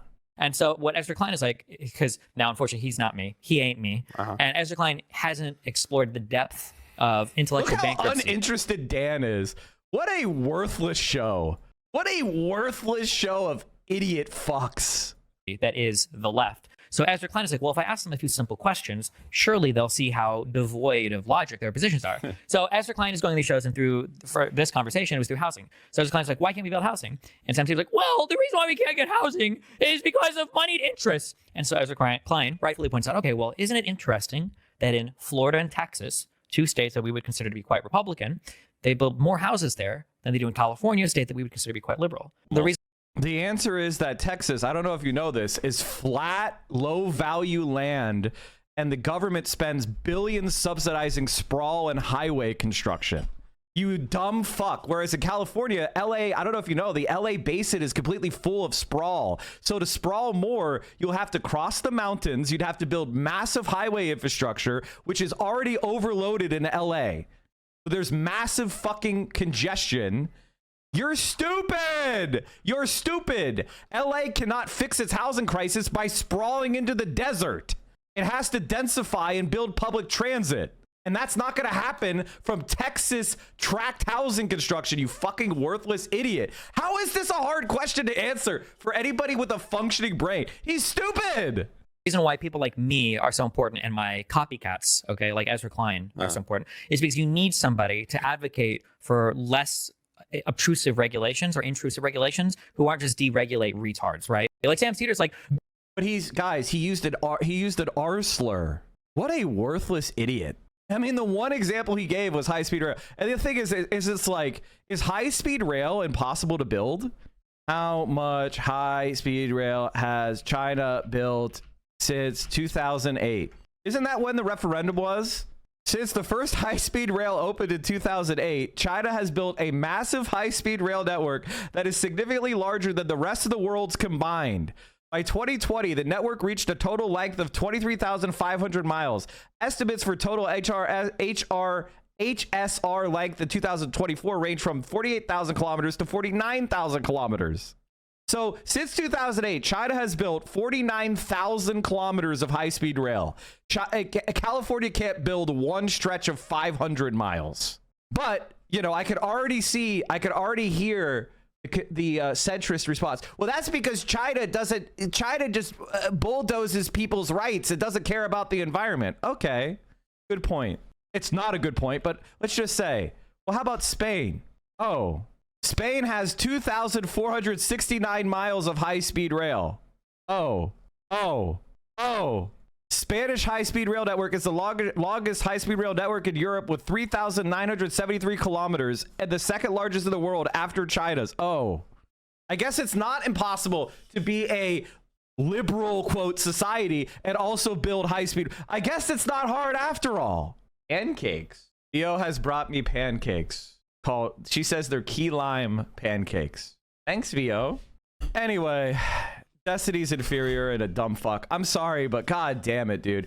That's why I need people like Ezra Klein to tell me that deregulation is the way to go. Look, guys, look at Austin. The housing costs are 5 times higher than they were 10 years ago. Fucking dumb fuck. All right, chat. Let's have some fun. The left is eating itself. Hasanabi reacts. This is going to be fucking hilarious. Hold on. Let's get those fish hooks out. Failed verification. Stavi's World and Cumtown. The publication is The Baffler and Current Affairs and internet streamers Hassan Piker and Vosh. Oh, no. Oh, my God. No. Up until this moment, I'm like, oh, these are all my friends, except for Red Scare. I don't know how they get there. Oh! We're moving on from Brandonian nonsense. We're moving on from Brandonian nonsense to nonsense that pertains to dark woke going to war with the soy right. Now, a lot of you know I've been talking quite a bit about the soy right, which is what we're calling the right wing now, because now that they're in positions of power, their endless cries have yet to cease. They still act like they have nothing because, I don't know, I guess they're not getting all of their wishes or something. But also, you have this new emerging movement called dark woke, where some liberals have decided to basically behave like Republicans normally do. For example, what do? They every now and then they'll believe in like their own version of QAnon theories. Like there was that one guy that claimed that JD Mike, this is the bot channel. Vance was like a serial rapist of children, like a known rapist of children in the state of Ohio. And he was like, I'm coming out with all this information, like, just you wait, you know, that kind of thing. It's different than like the dirtbag left. Dark woke is very different than the dirtbag left, because the dirtbag left is usually a group of people that just don't really with identity politics too much, right? Or have like a class first politics. But they're not necessarily like anti. Okay. I believe you guys that this is the bot channel, but I also don't believe you because the titles are consistently better. Is it just a Vietnamese person and leftists are being racist? And they told Hassan it's a bot channel and he believed it. And like, there's no actual difference between this and every other fucking channel. They do DMCA and other creator. Oh, wait. I do remember you guys saying that. Really? Hassan called it out to the community, not the other way around? Okay. Fair enough. Do you guys know where this clip is? You guys know where this is? I'll just watch it off the VOD. Hassan can't do anything because YouTube says he allows channels, then it's fine. What do you mean? He can selectively let licenses. He could just DMCA this channel till it's botted, till it's banned. He would just have to go and do the fucking... All he would have to do is actually go and do it. It's not that hard. He could DMCA this till it's gone. Just go and DMCA 50 things and then say, you know, it'll be banned.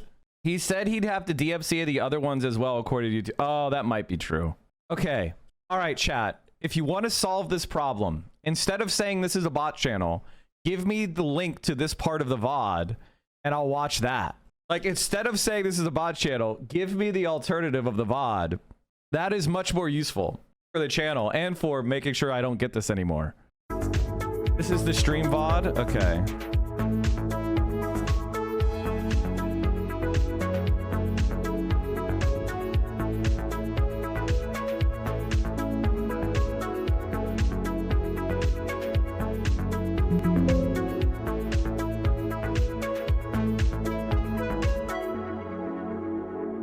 The 8647 soy right 47 post as dark woke rises. Trump's Mid-East tour probably was a community member. Okay, we're moving on from Brandonian nonsense. We're moving on from Brandonian nonsense to nonsense that pertains comedy and irony in the style of a shock jock. Beyond Chapo, media outlets that have been linked to, described as, or identified with the dirtbag left include podcasts, Street Fight Radio, True and On, Red Scare, failed verification, Stavi's World, and Cumtown. The publication is The Baffler and Current Affairs, and internet streamers Hassan Piker and Vosh. Oh! Okay. Is there any Wikipedia editors? Can you go remove Vosh? He's not considered dirtbag left. He's never been considered dirtbag left. He should be edited out. He's not dirtbag left. Like, maybe there's some article that falsely puts him in, but he's never been dirtbag left, ever. In fact, he's always been anti-Chapo. He's been attacking every single one of these groups. He is not dirtbag left, never has been, never was. That's just wrong. Like, in fact, he was one of the most anti-Chapo people back in 2019, 2018. He's not dirtbag left. He is a dirtbag, but he's not left-wing, and he's certainly not dirtbag left. He just needs to be deleted. Internet streamer Hassan Piker. Oh, no! Oh, my God! No! Up until this moment, I'm like, oh, these are all my friends, except for Red Scare. I don't know how they got there. Oh! They used to be, but they, did the right-wing pivot. No! It's over. Oh, Tacoma wept, dude. Tacoma fucking wept on this day, let me tell you. It fucking wept. I'm so fucking happy. I'm so fucking happy that I won the war against Vosh. Holy shit. I was the first person to be like, Vosh is a disgusting piece of shit pedophile. Me and Bad and Panada, to be honest. And not a left-winger and a Destiny dick rider. I was the first person, and so many people were after him for his clout that they went after me instead. It's so fucking goated. And Hassan used to be neutral on Vosh. And I would be like, bro, you can't be neutral on this scumbag. But thankfully, Vosh got he thought that he had a chance to overtake Hassan during the invasion, the Russian invasion of Ukraine. And then he got caught with child porn. And it was finally, it's fully Jover. Dude. Thank you. I'm Thank weeping. You, Pouncy. West Hollywood is weeping. Tacoma is weeping. Oh, no. It's important to understand that it's not vandalism. It is just accurate. It's just accurate that he's not part of it. Dark woke? I mean... Vosh recovered from the tax folder thing? No, he didn't. It's crazy. Oh, God. Now that I briefly clicked on this meme, there's going to be 11 hours of commentary from crying right-wingers are going to cut away from their normal broadcast of constantly talking about how women ain't shit and how rape is actually fake to talk about how unimaginable of a slight that I engaged in by clicking on this fucking meme. Oh, brother. James Comey, our former FBI director, posted on Instagram something that many are interpreting as a call for violence on the president. Look at this. The caption reads, "Cool shell formation on my beach walk." 8647. 1738. Dude, this is awesome. James Comey is a Republican. He has always been a Republican. He just doesn't like Donald Trump. He's a never Trump Republican. Okay. What is this? The two types of leftists, Vosh versus Matt Christman. Donald Trump and other prominent members of his administration are announcing to us that they intend to commit a coup in the United States. So I wanted to talk about something today. I wanted to talk about what I heard from a friend. This isn't a fancy, frivolous use of language. This is a capital C coup d'etat, a traditional seizure of government power by one group against the democratic wishes of the majority. I heard from a friend who heard it from a friend who heard it from another. Trump is stealing the election. Down, down, down. They have been broadcasting their intentions now for quite some time, and it is clear to me now that they are committed to the following plan. And I can't believe it, and I can't conceive it, because we're under the gun and Trump's stealing the election. That is what is going to happen in 5 weeks. Things may actually end up being worse than I imagine them to be. So it seems like people are kind of erotically enthralled with the idea of Trump having a coup in November. Am I wrong about this? Do they not speak with a virtual ball gag in their mouths and perhaps a butt plug betwixt their cheeks? I'm going to explain this very to you, true. and I am going to be right. Just like the fucking libs who are getting off on the prospect of Trump doing a coup because he predictably is not accepting that he lost, which everyone knew he would. And this hits with the Chapo boys too, those smug doomer dipshits who have completely resigned any possibility of engaging in good political action. This is another case of people jazzing themselves up on a fight that they want to keep having because they didn't get the orgasm they thought they were going to get out of Biden winning. They just got this kind of sad, seeping ejaculation. The main issue for me is that there aren't really any good pockets of the left, I feel, outside of my community. It feels like every other big community of leftists has some huge... And I start throwing a few pitches and it's here. And This is why liberals get so mad at me whenever I say January 6th was objectively funny. Because it was. Because January 6th has to be a pivotal moment.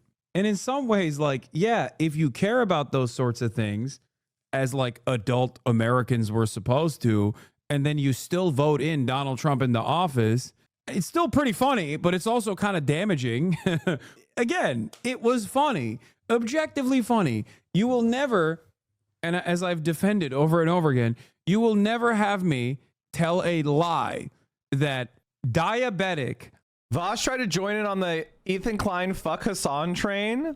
Ethan Klein rails against Hamas defending leftists. Leftists preach and foam at the mouth the thought of revolution happening in America, but as soon as it happens in the Middle East, what they're doing is wrong. Vosh is a pathetic loser, dude. What a pathetic cuck. Heart diseased HVAC business owners climbing up the walls of the Capitol Rotunda, okay?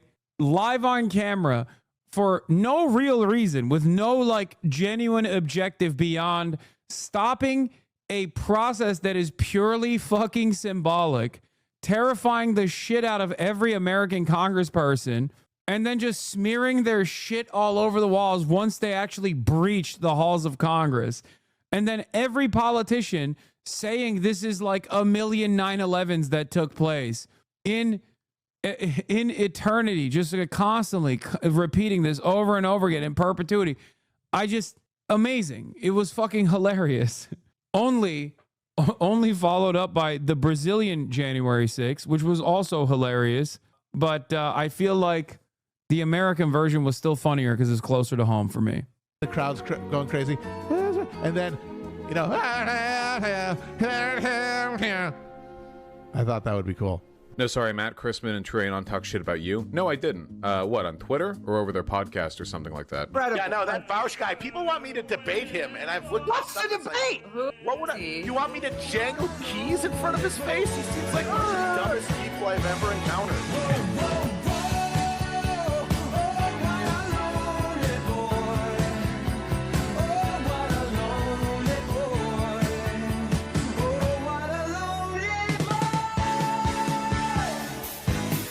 Anyway, that's I don't know where I would put Vosh in categorically, because he has a lot of liberal tendencies. He's also a big time NATO boy. He hammered me quite a bit on the Hassan loves Russia stuff. He really farmed that shit into oblivion. Well, that's when he was trying to become the biggest left winger. Now I'm sure he just without investigating Vosh, if I had to guess, I would guess his content is just Trump bad, Trump bad, Trump bad. I almost don't even want to search Vosh because I don't want him in my fucking algorithm. He's not in my algorithm. God, I can't believe he has so many subscribers. I knew it! I fucking knew it. He just does the Brian Tyler Cohen slop. He's cooked. It's over. Let's go. Trump always chickens out. Bye-bye Medicaid. Trump face. Trump face. Trump face. Very few of his videos actually have him in him. The nihilism rant. Bro, we're cooked. MAGA, embarrassing, beautiful bill passed. He's panicking. It's Jover. Like, this is slop. This is lib slop. Brian Tyler Cohen. I mean, there you have it, chat.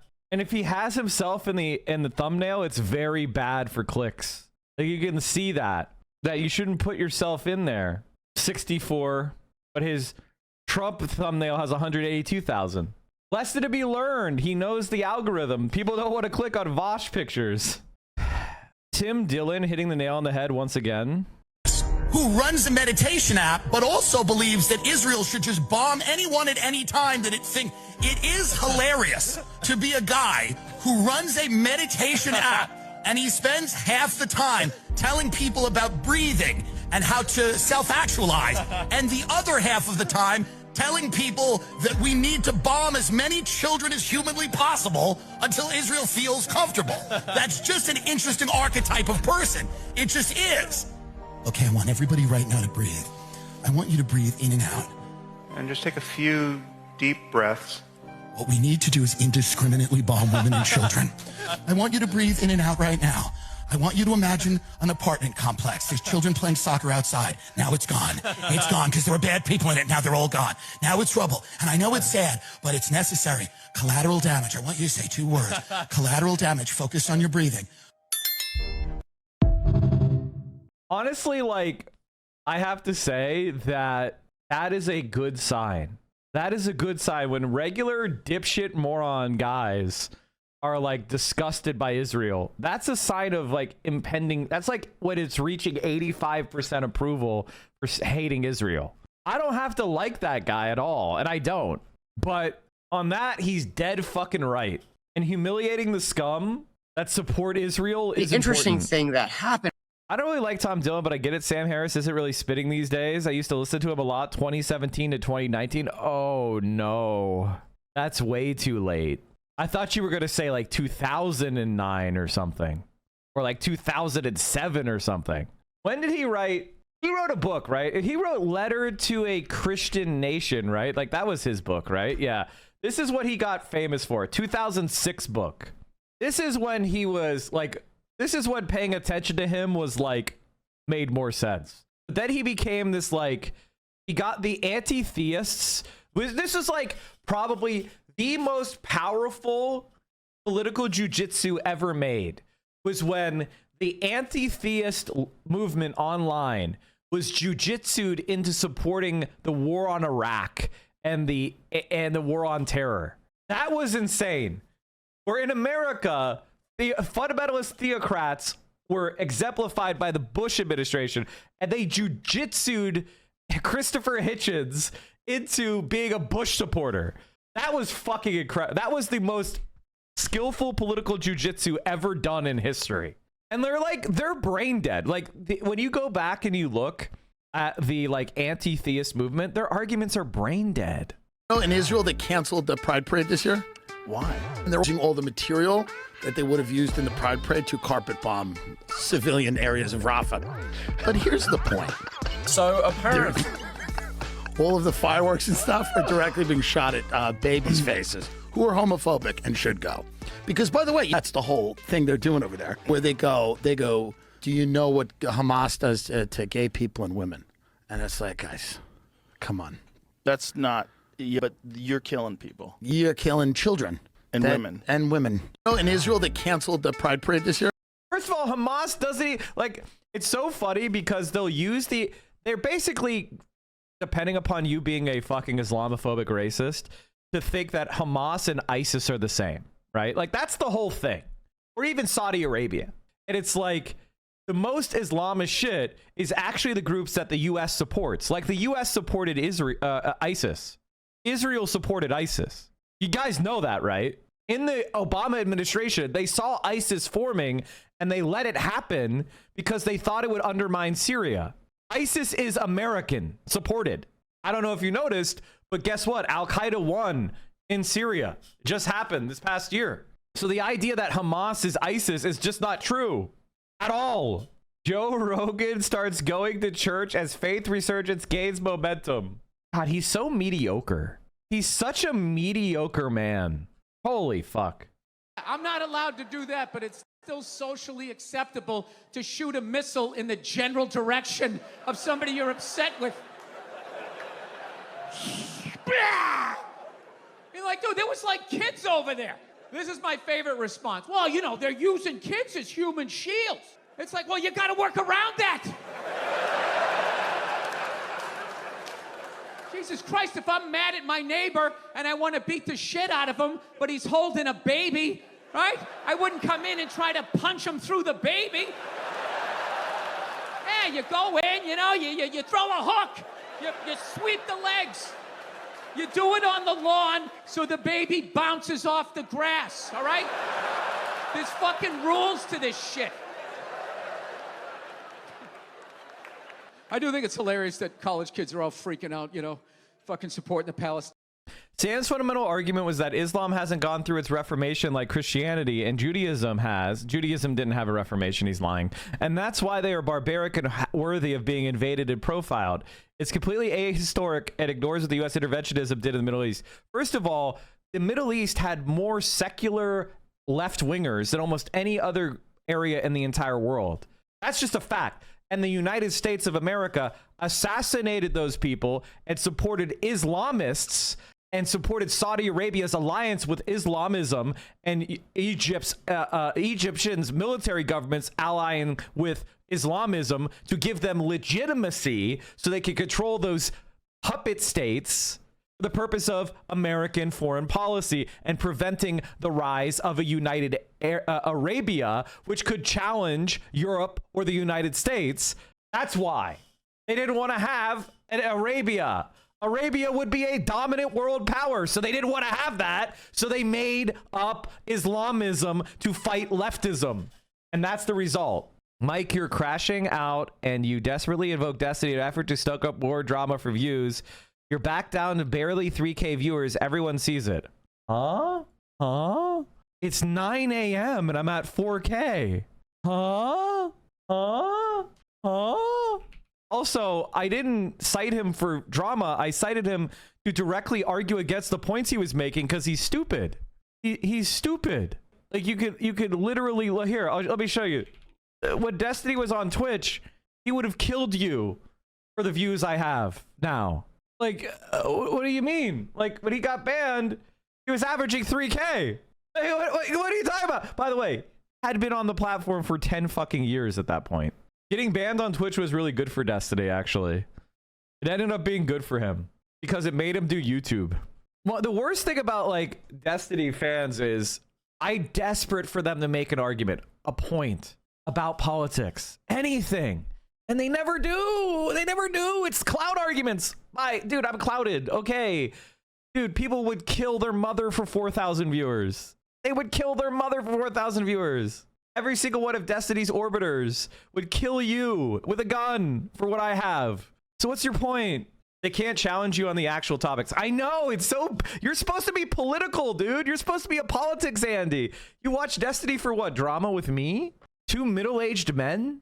Like, what? Are you okay? Mike, check out his name. I don't know. I'm just like... I am admittingly... I just think it's very pathetic. Two middle-aged men don't like each other, and I'm going to take one side. It has nothing to do with politics or anything. Can you explain how the U.S. supported ISIS? I explained it already, but I could explain it more. Yeah, the AI is going to look up every single thing you post. Indicator patterns, grievance buildup, martyrdom language, hate speech and ideology, tactical prep, target references, final pots, or final posts, final post behaviors. See what I mean? Anything you post on social media is going to be used as... This is why you have to learn that the social media is just a spy. You're just reporting yourself to the FBI anytime you post on there. Pixie body enjoyer. Oh man, I'm so trolled. I'm so trolled. Wow, you're such a nihilist. You're such an edgy boy. We're so offended. We get so mad. Your view count is down. Oh, your view count is down.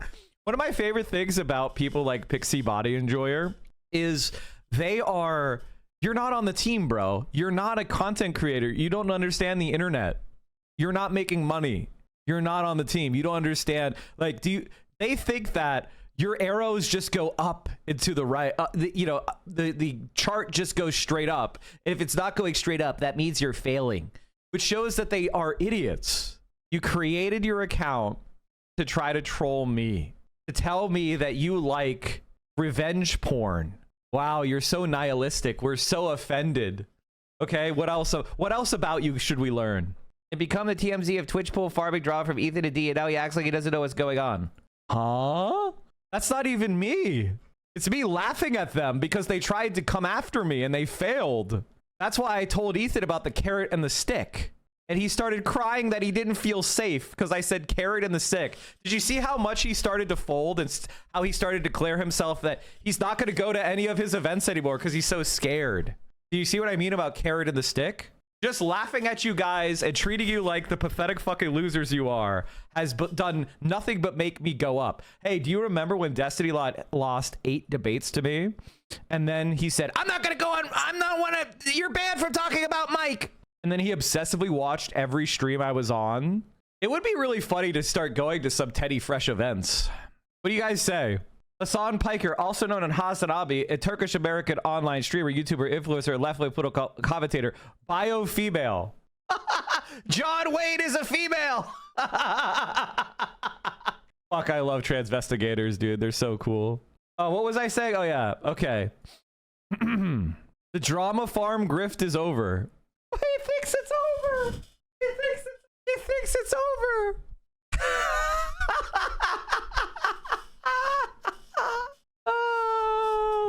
Holy shit. It's just beginning, my friend. It's just beginning. It's just beginning. Theo's gonna clean me out. Man. It's so funny. It's like every single time these guys project onto me their lives, which for this guy is masturbating to revenge porn and then trying to shock people with how much of a disgusting nihilist. Oh, wow, you're such an edgy boy. We're so offended. We're so affected. Oh, you got us. Oh, wow, you're so cool. It's so edgy. You don't scare anyone. You don't scare anyone. You couldn't if you tried. You couldn't if you tried. Oh, what are you gonna do? What are you gonna do? Oh, no, he's gonna say something really gross and mean. Oh, no. Like, come on, man. That's a damn shame what y'all doing. Yeah, it's cool. It's cool, but it's a damn shame. Yo, my man, I'm sorry. I'm sorry Trump's an asshole. I'm sorry they voted for this fucking asshole.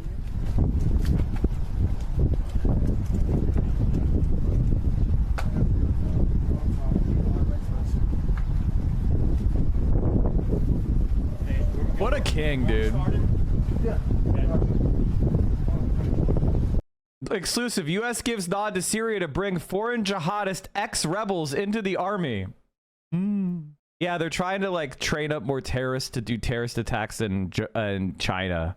That's the CIA's plan, is to use Syria as a terrorism sponsor to do terrorist attacks in China.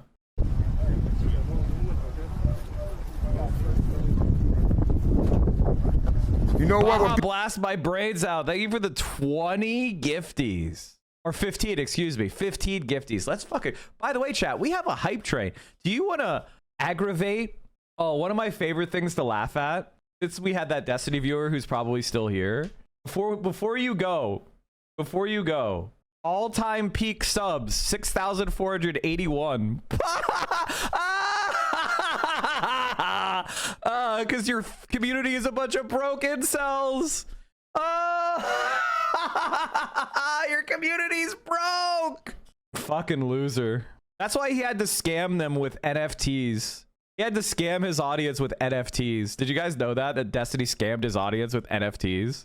Oh, holy shit. Isn't that funny? All right, we got to do this. We're adding haha. We're adding haha. People start fighting back, and then what y'all gonna do? Y'all gonna shoot every American? When we start fighting back... GN, thank you for the 5 tier 1s. You're the best. What y'all gonna do? Y'all gonna shoot Americans then? Because that's what we gonna start doing. We're gonna start fighting back. That's what we gonna start doing, fighting back. Goddamn shame, all y'all should put a bullet in y'all heads. Doing Trump's work, every single one of y'all put a bullet in your head. Yeah, I said it. What? Now, Chad, I want to say that you should not encourage self-harm. That is bad and against the rules. Remember, chat, whenever we disagree with something, we say peepo smile in the chat. Whenever we disagree with something, we peepo smile. Everybody peepo smile for disagreement. What? I said it. What? I'm a United States citizen. I said it. All y'all put a bullet in your head. Y'all fucking losers. All of y'all fucking losers. Put a bullet in your fucking head. Man, fuck, don't touch me, pussy. Touch me again. Touch me again. Come on, touch me again. Touch me again. I'm walking to my car. Touch me again. Touch me again. Touch me, I swear to God, touch me one more. Touch me one more time. Touch me one more time. Touch me one more fucking time, pussy. Touch me one more time, pussy. Touch me one more time. That's what I... Why are they masked? Because they know they're committing crimes and they know that eventually there'll be a reckoning. So they're doing this. They're hiding their identities because they're criminal cowards. Fuck, pussy. Pussy. Pussy. Heard what I said, pussy. This guy, listen, chat. As everybody, we saw the peepo smiles. You know, we don't call for any violence or self-harm here, which we all said with the peepo smiles. This is freedom of speech. He can tell them that he thinks they should harm themselves. He's allowed to say that. That's free speech. And they're crying. It's called free speech. We need to pass legislation to forbid people from recording videos of ICE agents. Here's one thing that I would say. The right wing in America is a fascist right wing. It is true. And they don't believe in any of the, like, you know, Constitution or anything. So if they don't believe in it, then the justification for their power is void. Fucking soy ass right, bitch. All right. What else do we want to talk about today? Oh, how about this, chat? Okay, so we have the Chris Hedges interview. Maybe we could watch some of that. Maybe some highlights of it. Or we have a new John Oliver. What do you guys think? Chris Hedges interview or new John Oliver? Or new John Oliver and then watch Chris Hedges interview? Both. Okay, we'll do both. We'll start with last week today with John Oliver. Then we'll do Hassan. Because I really think this is very important. Because America's air traffic control system is government operated.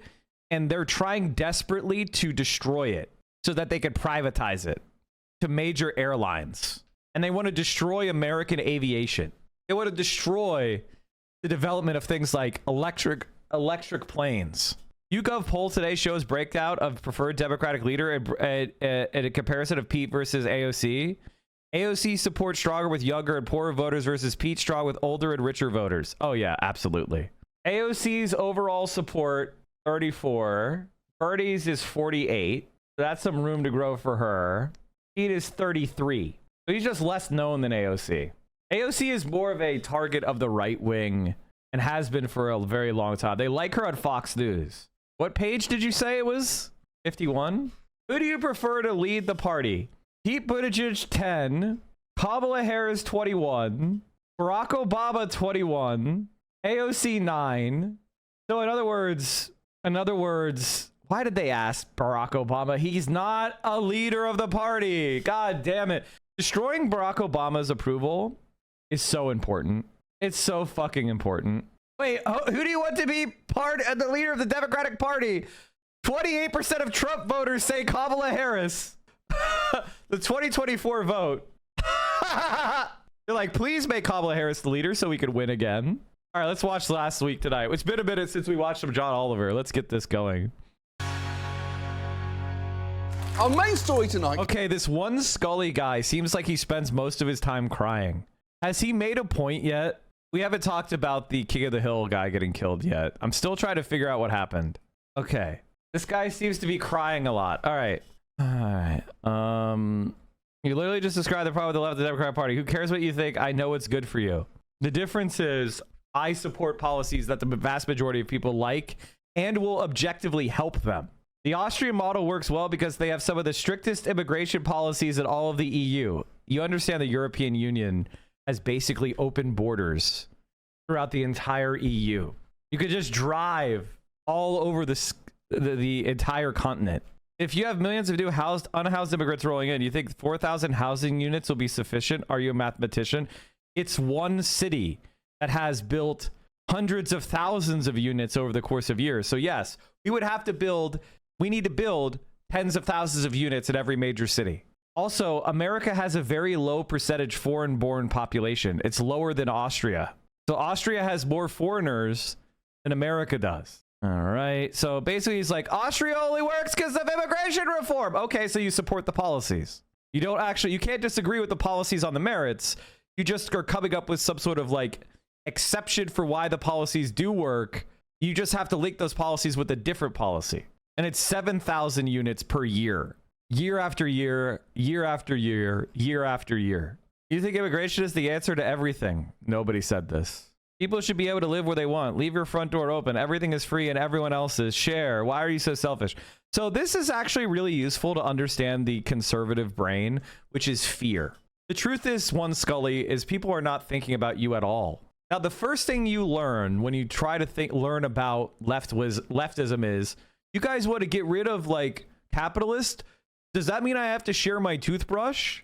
Bro, there are Facebook tier memes. There are Family Guy memes on this question. Hey. Communism sucks. Under communism, you can't own anything. The state just takes all of your stuff. No, Stewie. Communists don't care about your personal property. We are after private property, like the phony U.S. Like cash printed by banksters at the Federal Reserve. Private property isn't your stuff. It's the system that lets BlackRock hoard empty homes while families sleep in cars, Stewie. Oh, please, property is This is the shittier one. I saw a better one than this. This one sucks. All right, let's get going. Anyway, that guy seems really dim. It's so annoying that when you're talking about housing policies, they try to bring up immigration, and it's like they're in the European Union. It means that anybody from any European Union state can move. Have you noticed that sometimes when the chubby, funny, friendly guy starts losing a lot of weight, he becomes an egotistical maniac? If they want to hop into a call, we could hop into a call. Washington warns the UK, France against recognizing Palestinian statehood. This is his AI searches? Semen retention and test. Okay, no, you're making fun of. You're kidding. Something or said something, and then you cite the thing that he said, right? And he has the gall to then complain and act like he didn't actually say it. So here is a screenshot of that. His own story, where Ahmad Ford Al-Khatib said, Ethan Klein hosted me on his podcast and donated $1,000 each to the World Food Programme's Gaza appeal and to realign to Palestine. My project at the Atlantic Council. He says it right there. The donation was to the Atlantic Council. And Ethan Klein, on his podcast, after he had already reposted this tweet from Ahmad Ford Al-Khatib, claims that the money didn't actually go to the Atlantic Council. And worse, we found out from this that Ethan Klein donated $1,000 to a fucking propaganda organization. The Atlantic Council is a pro-Israel charity fraud. They never even changed the name of the segment of the podcast where they scam those donations. It's fucking disgusting. As well, by the way, the reason why they specifically solicited donations for the World Food Programme is because the World Food Programme is like the least effective charity they could have asked for money for. The World Food Programme has openly said they don't actually need money. World Food Programme has said they have enough food to feed because they also help Palestinian refugees outside of Gaza. So you send them money, it's not just for Gaza, it's also for Palestinian refugees everywhere. Whereas if you donate to the World Food Programme, that money doesn't do anything right now. It's probably not going to do anything for a long-ass fucking time because they don't actually need food, they have enough food. And people like Ahmed think that the UNRWA is Hamas. That's why they don't recommend you donate to it. So if you see this tweet from 10 hours ago from the World Food Programme, the World Food Programme has enough food to feed all 2.2 million people for 2 months. They don't need food. That's just them, by the way. That's not even including the other organizations that also provide food aid. So they already have enough money. They don't need money. What they need is a ceasefire so they can give the food to the fucking people who need it. What they need is Israel to let them in and distribute the food. It's totally insane. Just another week in the depraved reality of the H3 podcast, huh? I found that mail from the charity organization. Surprised nobody's talking about this. Teddy Fresh may have committed fraud under the California Government Code section 12599.6. The soft take acquired with the charities listed under Teddy Fresh Good Causes collaborations, and none of them said they received any money from Teddy Fresh nor any communication. Thank you for your email about blah, blah, blah. Never had correspondence with Teddy Fresh Company or received any donations from Teddy Fresh. None of us have had any contact with Teddy Fresh. Okay, so like, I don't know what this email is because it's all blacked out. This is just a post on Reddit. So I can't properly evaluate the value of this. He talks like with such authority. Oh my God. You would think he's been there like 5 times since October 7th. Already. This small bit of premium content is just a tiny Can part the soft take guy message me? With the flames, I mean, this one's on a hoodie. Yeah, I mean, this one's a little Or sus. give I me agree. like I'm not sure social what media account I can message. happened here. Something That's maybe useful. the only one that he could call me out on. China is insane. Europeans hate Elon. American liberals hate Elon. More competition is kicking in. Oh, Tesla's low-cost EV in focus. Remember what I talked about earlier? Like, do you guys remember what I used to say about Elon? Which is he should have focused on the Model 2, not the Cybertruck. He should have focused on lowering price, getting a super cheap EV with at least 200 miles. Fucking worthless. Take it from the rich. They're stupid people. They're fucking stupid.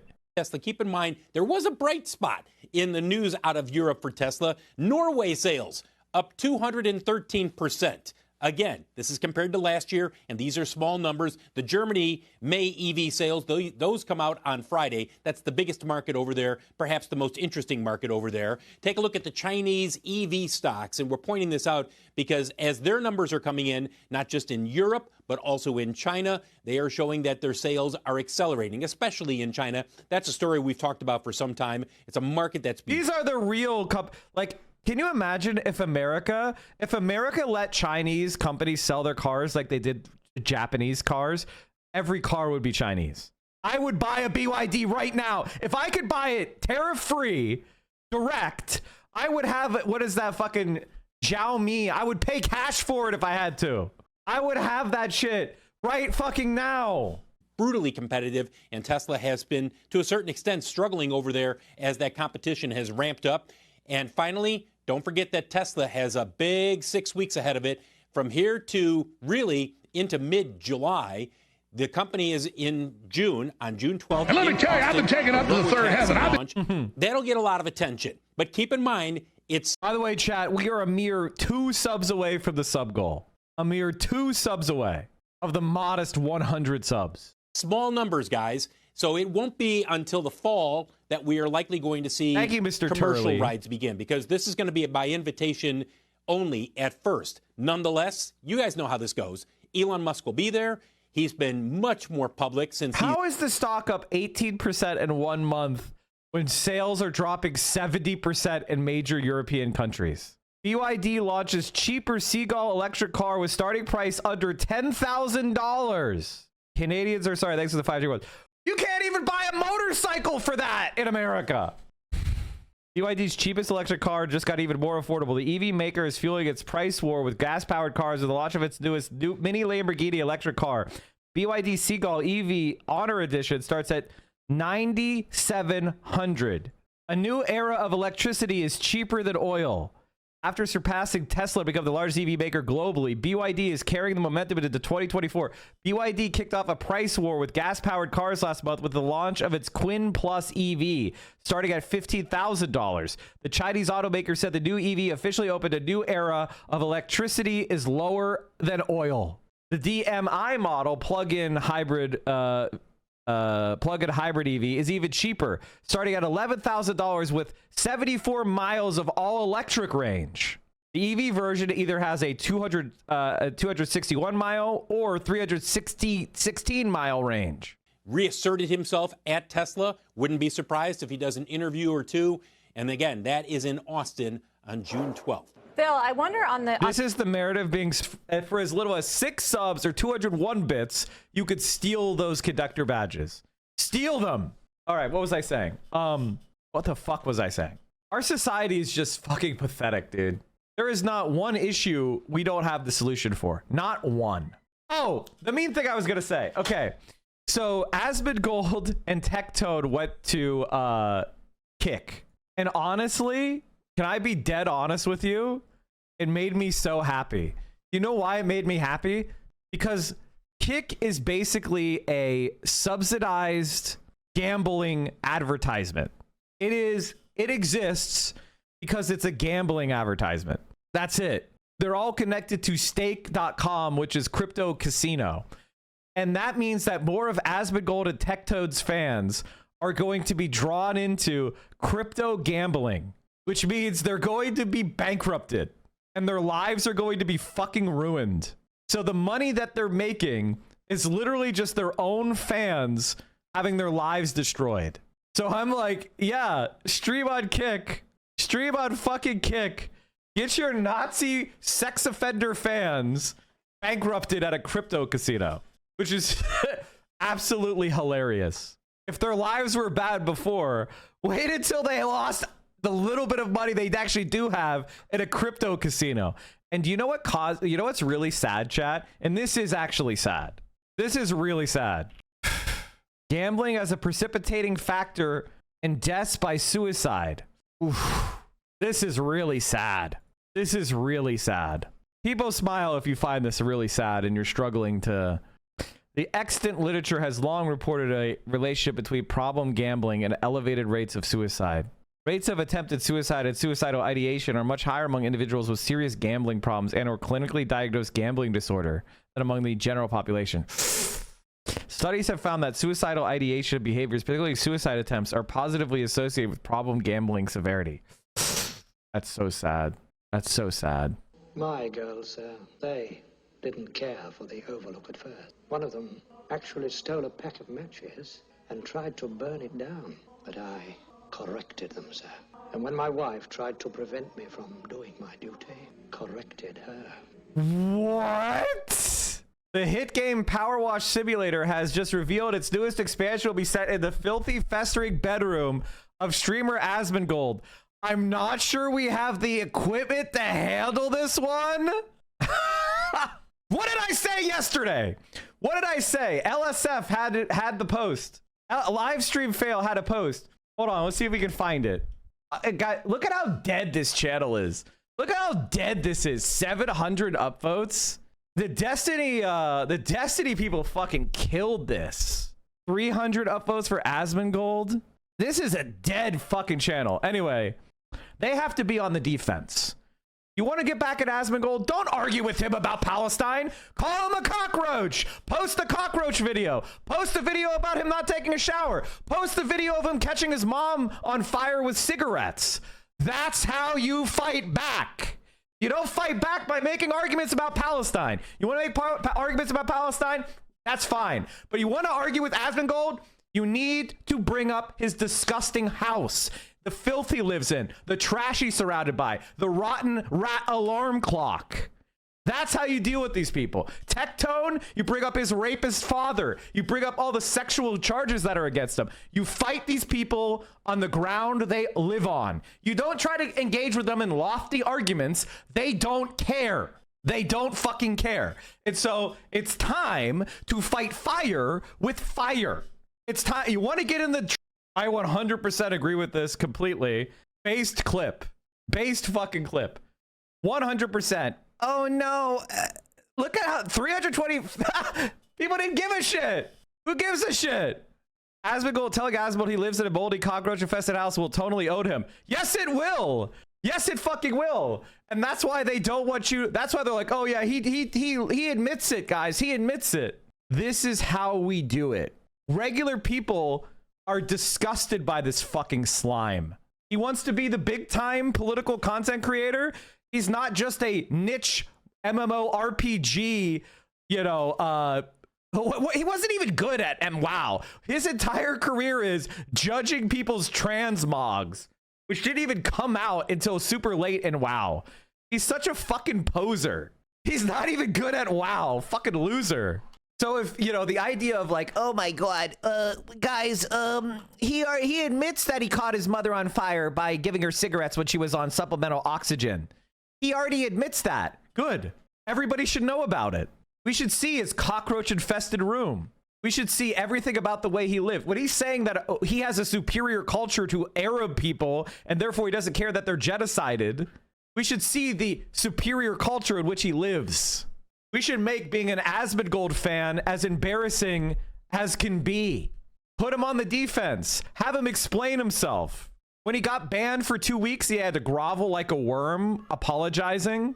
What did he do? He cleaned his house. I want to see compilations of Asmongold's filth. I want to see the cockroaches and the dead rats and the blood on the walls and the filthy kitchen. and the rotting underwear. The underwear literally rotting off his body. The shirts. I want everybody to see the filth that this scum is.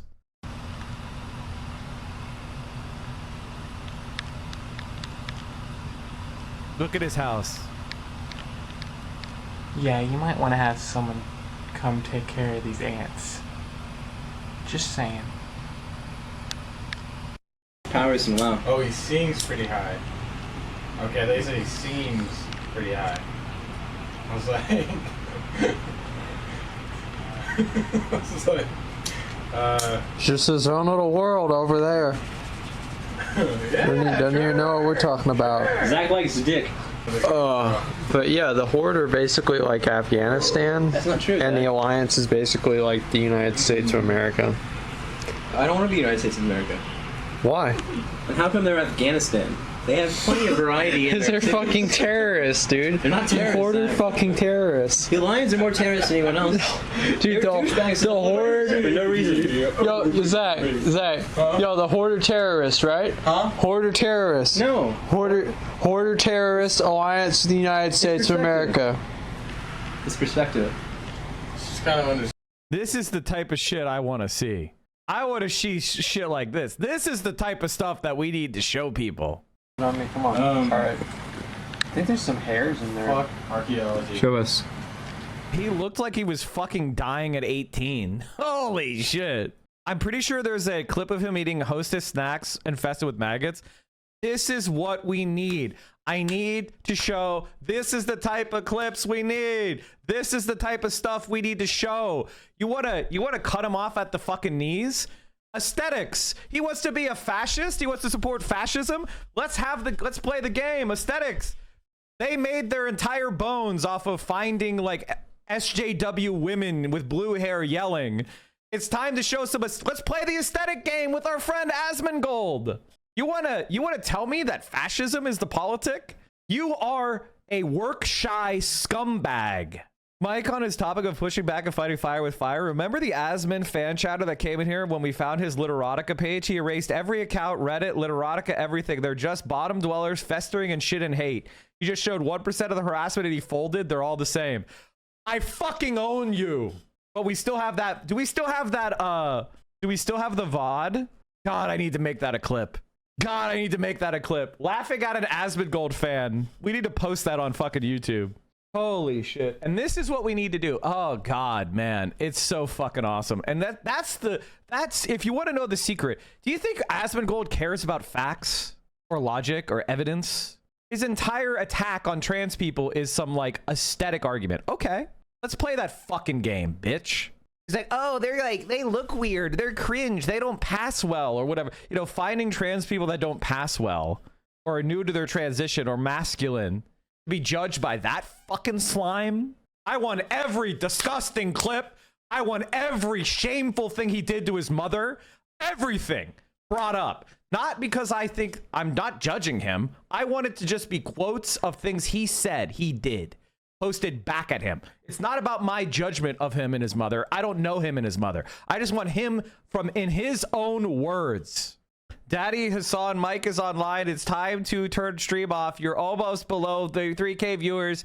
Don't ruin your stats. There's always so much Ethan drama you could farm. Huh? I legitimately don't understand view count Andes.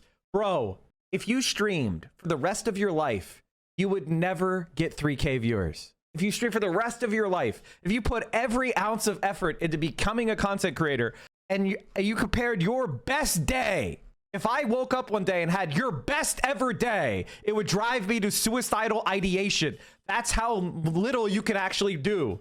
That's how little influence you have. Why are you talking to me with numbers? You don't know what you're talking about. You are nothing. You couldn't do this if you tried. In fact, I will give you. I will support you. Let me learn more about you. I hope this is a new account. Oh, it's a new account. You made a new account. You made a new account. Come back and post on your main. I want to learn more about you. Fucking pussy. Fucking pussy. The soy right and they're scared. They're anonymous. Why are you anonymous? Let me see your life. Come on, let me judge your life. Come on. Fucking pussy. It's easy, it just takes forever. It looks like Zach's eating hard cum. Yeah. Gobble gobble. There's probably like some sort of fetish some women have to watch men do this somewhere.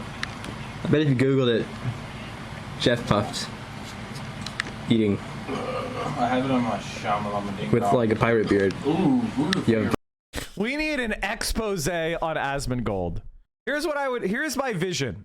An expose of Asmongold. It'd be Asmongold, the new Roach King of the soy Trumpian right, or something like that. Maybe that title's too long. We need this. The right wing in America, newest influencer. We need to do a deep dive for every fucking liberal. Every normal person needs a deep fucking dive into this fascist fuck. Everybody really needs to know who Asmongold is. Normies are starting to see who he is. This is amazing. Yeah, normies are starting to post about him. What I love about Asmongold is he likes A1 steak sauce. There's already a good expose on Asmon. It's estimated that as much as 3.5 million tons of plastic. Okay, dude. Okay, dude. That's better. Wow. Who the fuck drinks this shit? Yeah, I just, The best way to react to Asmongold is straight up. Don't pretend that he's doing a bit. Don't laugh along with him.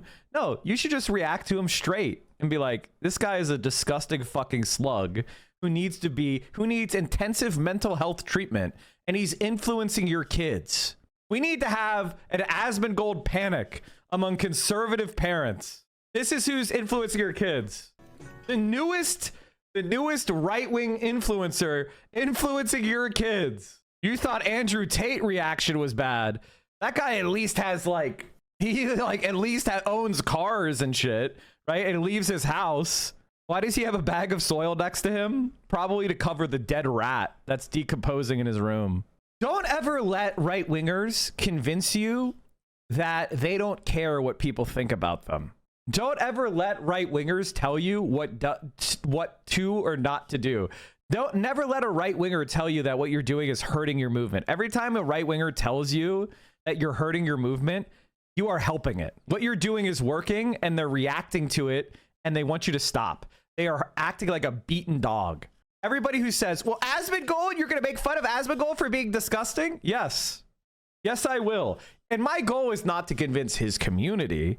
My goal is to convince everybody who's never heard of Asmongold. I want that to be their first impression, not his clout, not the number of viewers he has, not his money. I want them to see him as he is as a person, okay? That is the way to convince them, not by going like, you can make a lot of money kissing Asmongold's ass, which is how the streaming space reacts to Asmongold. The streaming space reacts to Asmongold. The content creator space reacts to his clout. Normal people are not reacting to his clout. So that's what we've got to shine a light on and watch the vermin scatter. That is the way. And like, Asmongold is used to being the big dog in the Twitch space where everybody has to deal with the fact that he's got 50,000 viewers or whatever the fuck, and they want that money, right? Regular people don't know what 50K Twitch viewers means. And so they're not going to react to him in the way that streamers react to him. And this, honest to God, the one thing about the streaming space is streamers convince their chat what to believe. We have our own bubble of streaming bubble where everybody's scared of Asmongold or they're greedy for his clout. That's the streaming space. So everyone pretends to like the guy or hang out with the guy or associate with the guy because they want that money.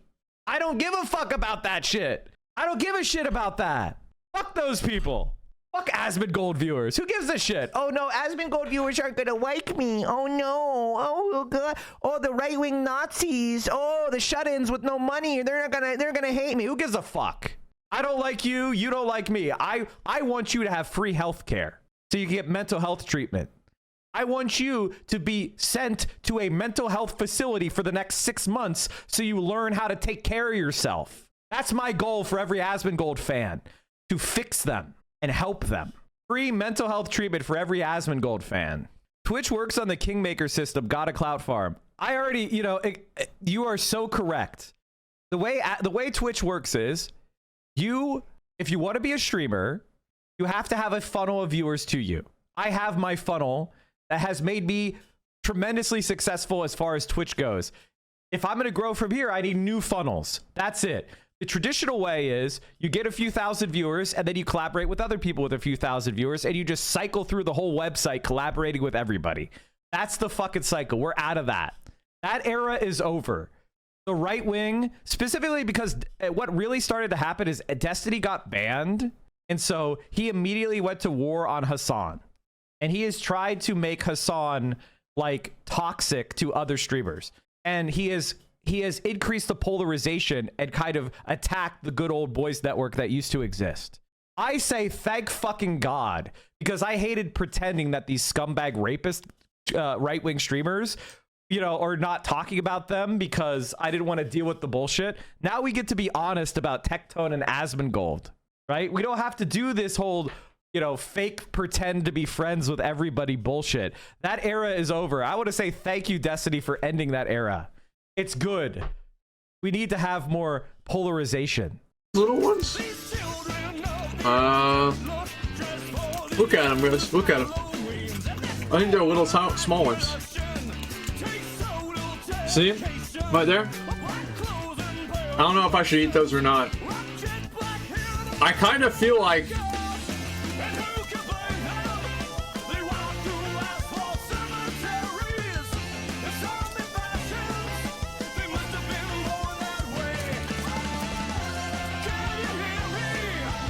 little ones?